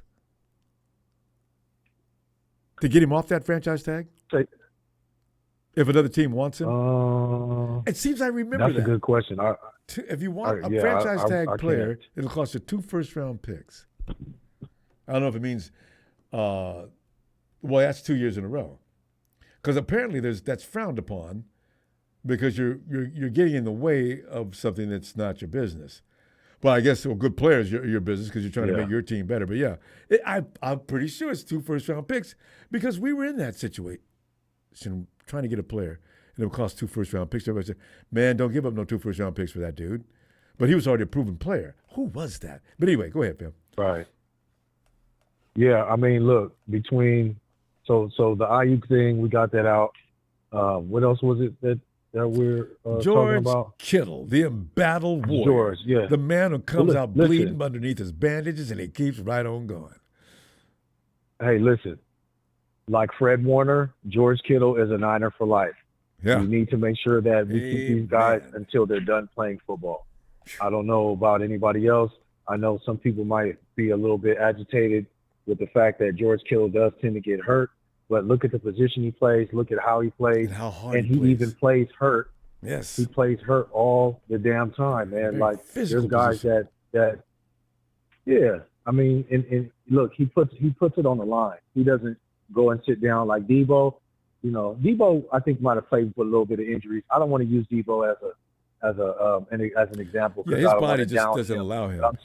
But I'm saying other players though, they would not play with the injuries that George Kittle, you know, has had. So hell no. Yeah, give him a contract and keep him here until he decides to retire for football. That's what I say.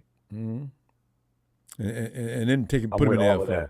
And put Fred, George, the front office is waiting on y'all. All right, just go ahead and finish up here, and when you get done, let's get you upstairs. Because certain guys are just 49ers for life. Yeah, man. I keep George.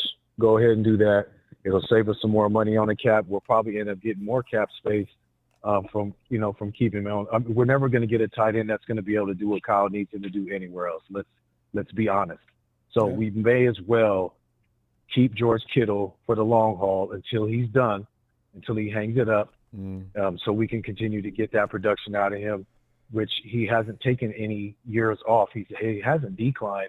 The only thing that's kind of been up and down is his sometimes the availability, but he's still a better tight end than Travis Kelce. I don't give a shit. They was talking about the numbers today.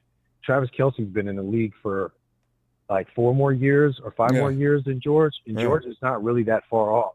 And he doesn't get. In fact, he's not. PFF said he is the better tight end between the two, but they use all the measurables, not just one. Travis is good at making them catches.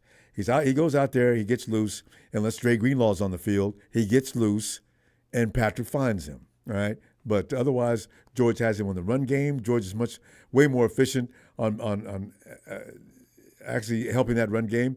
Pass catching, the percentage is only a few points. It's a close thing. So I'll take George. Yeah, I'll take him, man.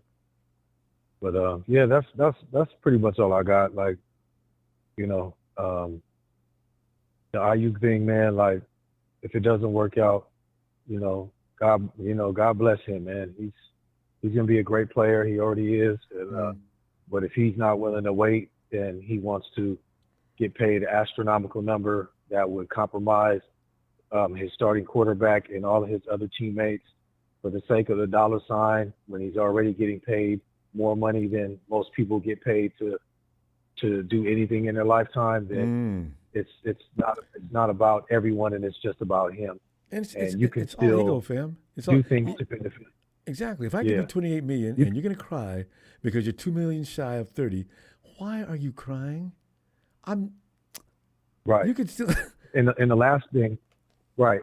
Lastly, what I was going to say is trying to sign him early, we wouldn't have been able to do because they wanted to wait to see what the market was going to look like. That's true. Somebody else mentioned that earlier. We wouldn't have been able to sign him early and get it out of the way. So yes, I'm back while everybody's saying, "Oh, we should have hurried up and signed him," they have to be willing to sign early and prematurely. Yeah, I remember that They want to do that too because they want to see what everyone else is going to get signed at, so they can see where the market was going to be at. Which is your mistake. If you're trying to get paid, that's your mistake. Now, don't get mad if it's not matched. Justin Jefferson got paid way over what was normal. He should have got somewhere within, 30 maybe, but 35, and you expect us to meet that figure? Oh, but man, we're gonna be all right.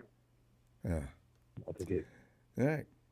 All right, fam. Man. Y'all know what it is, man. Ellis, you're out on a date, ain't you? Because I know you're talking cool and calm, and you see how to stroll. Ronbo. Nothing wrong with that. Ronbo. All I tell you was, you go ahead and get back to it, and you got to. I'll see you Sunday. Yeah. All right. I appreciate that, my brother. All right. No hey, shout out to the faithful, man. Y'all know what it is, man. Hit there, like, subscribe. Yeah. Shout out to faithful, and you already know, man. Shout out all the family. I ain't gonna go through the list tonight, but y'all know what it is. They know. It's like Ronbo said. Yeah. All right, fam. Have a good night, Ellis. You good, Ronbo. You know, because you got real smooth on me, man. Anyway. Damn good. All right, now. Night, Ellis. All right, peace. Anyway, tell you what we're going to do, fam. You know what? It is getting late. It's time to pack it up. Let's do that. And, okay. I'll see you Sunday, and let's do some more 49ers football. Man, we met a lot of people tonight that we haven't talked to before, too. Great night for Brad and the family. And, boy, that chat. And by the way, you're the first time to watch this program. The chat is an adventure. And by the way, if you get in the chat and some people are just way too much, you can always just block them. We've got people that come over don't even support the 49ers to come in. Can you imagine this? They come into a 49er chat and start blocking 49er fans. That's how comical this chat is. It's full-on entertainment. I'll see you Sunday. Thanks for the contributions tonight, fam. And and please don't forget to subscribe so we can try our best to let you know when we want to see you again. A Niners!